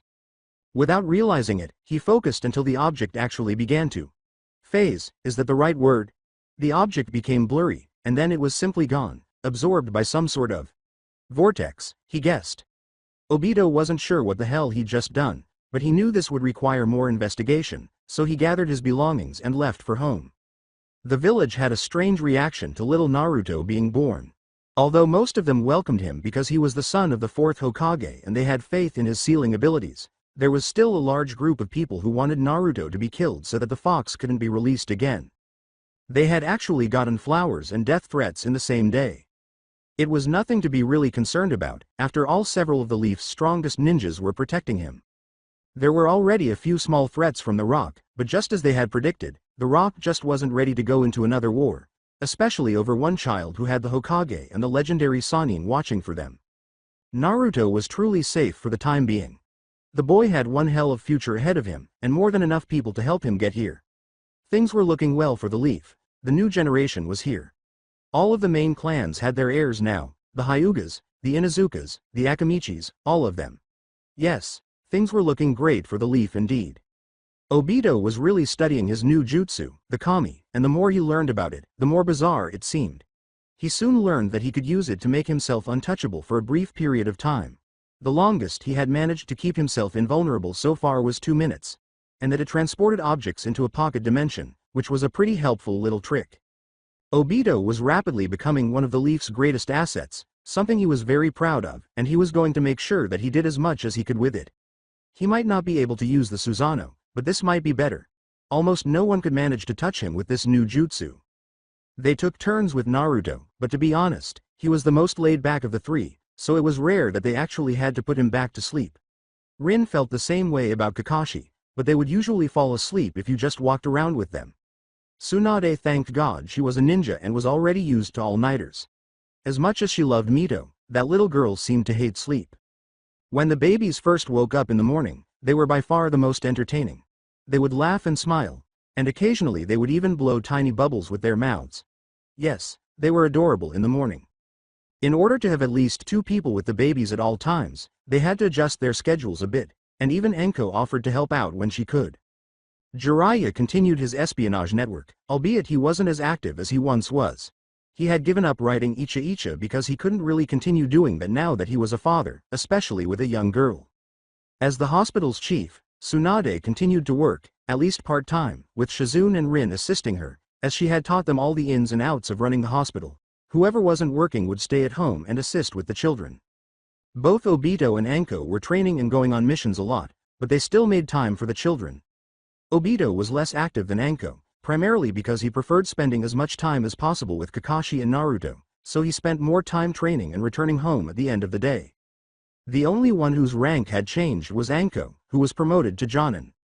Jiraiya and Tsunade had been teaching her how to use her summonings more efficiently, mainly how to use the snake summoning contract without having to sacrifice the more powerful snakes. With Jiraiya's assistance, they changed her technique so that she only summoned the right snakes. They discovered that some snakes didn't exactly agree with Manda's, the boss summons, and the line of out Manda wasn't well liked even by his own followers. The best part was that Kakashi could now sign the contract without risk.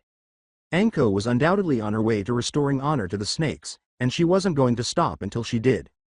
To date, Tori had only managed to take control of the hidden mist, and since their Mizukage was a Jinjuriku, Tori could control him with her Mangekyo Sharingan. They had not yet acquired even one-tailed beast, primarily because they needed to hide after the Hidden Leaf incident. You can't kill a tailed beast, so even after it was destroyed when Hitaki was killed, it reformed about 2 years later. The hidden mist sealed inside a young boy named Yugaru, who was now her personal puppet, and with him she would see mist right under her thumb. Having control over an entire hidden village was very helpful because it allowed her to keep an ear to the ground at what the other villages might be up to. It was only going to get better for the Akatsuki from here, and while she might not have all the tailed beasts, at least she had started the process. Asuma grew up with resentment towards his father. Yes, he still loved him and knew he was a good man, but that didn't change the fact that he frequently felt his father cared more about the village than his own son. Sarutobi was not happy to be back in the Hokage's chair and thought about asking one of his students to be the new Hokage, but it didn't seem right to ask someone who had children to do that when you're the Hokage.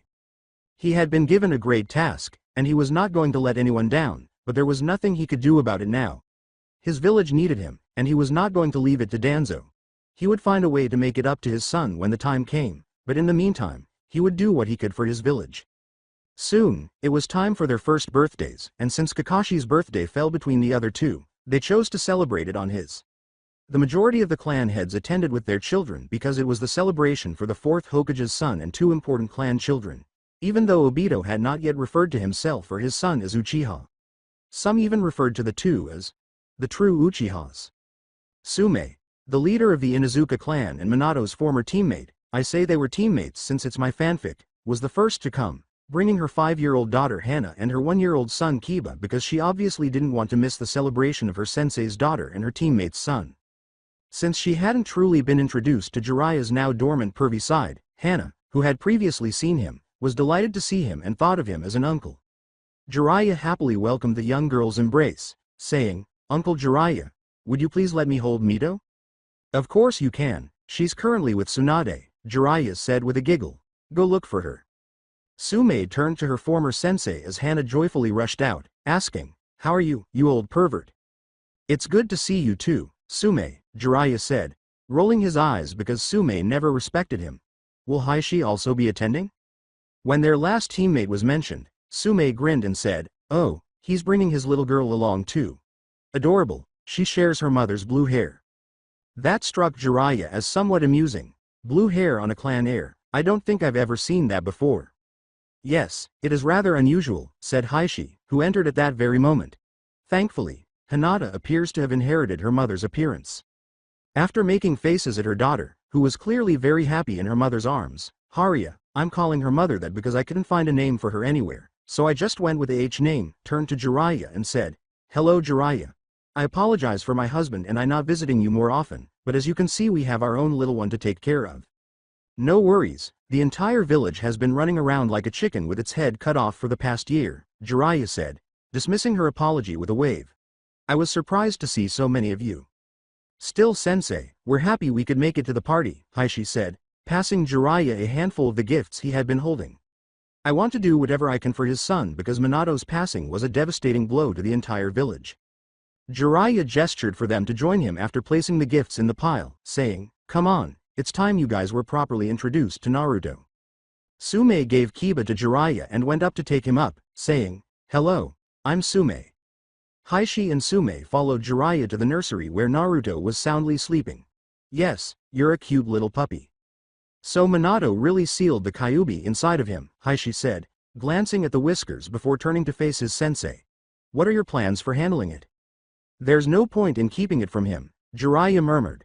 "I'm going to explain it to him and attempt to educate him how to manipulate its chakra in order to strengthen himself.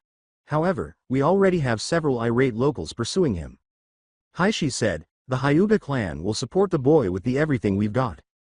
Naruto was given to Hisashi by Sume, who said, "Same here, anyone comes after that kids, they'll have me to answer to." "Look mom, she's so cute." Hana rushed in with Mito as Jiraiya pitted the man who had caused Sume's hatred on him. "She also doesn't cry when you hold her." Sume grinned at her daughter and said, "Well done. Is everyone present now?" After giving it some thought, Hana said, the bug ninjas." Even though Sume always enjoyed her comments like those, she had to correct her, saying, "The Abarame's sweetie." "Yeah, them," said Hana, nodding. "In addition to those Yaka Yakum Ya and the Nara dudes." Sume laughed uncontrollably and said, "Yamanakas." "And the Akamichis," Hana said, nodding once more. "I believe that applies to everyone." Jiraiya took Naruto from Heishi and returned Kiba to Sume, saying, "All right, let's go out there. It's time to go say hello to everyone." They gave the kid the cake and ice cream, and the kid ate it all up. Then they opened the presents, which contained some interesting items. The Abarames gave them a special medicine made from insect venom that helped with the pain that came with teething, and the Hyugas gave them 3 large handmade stuffed animals.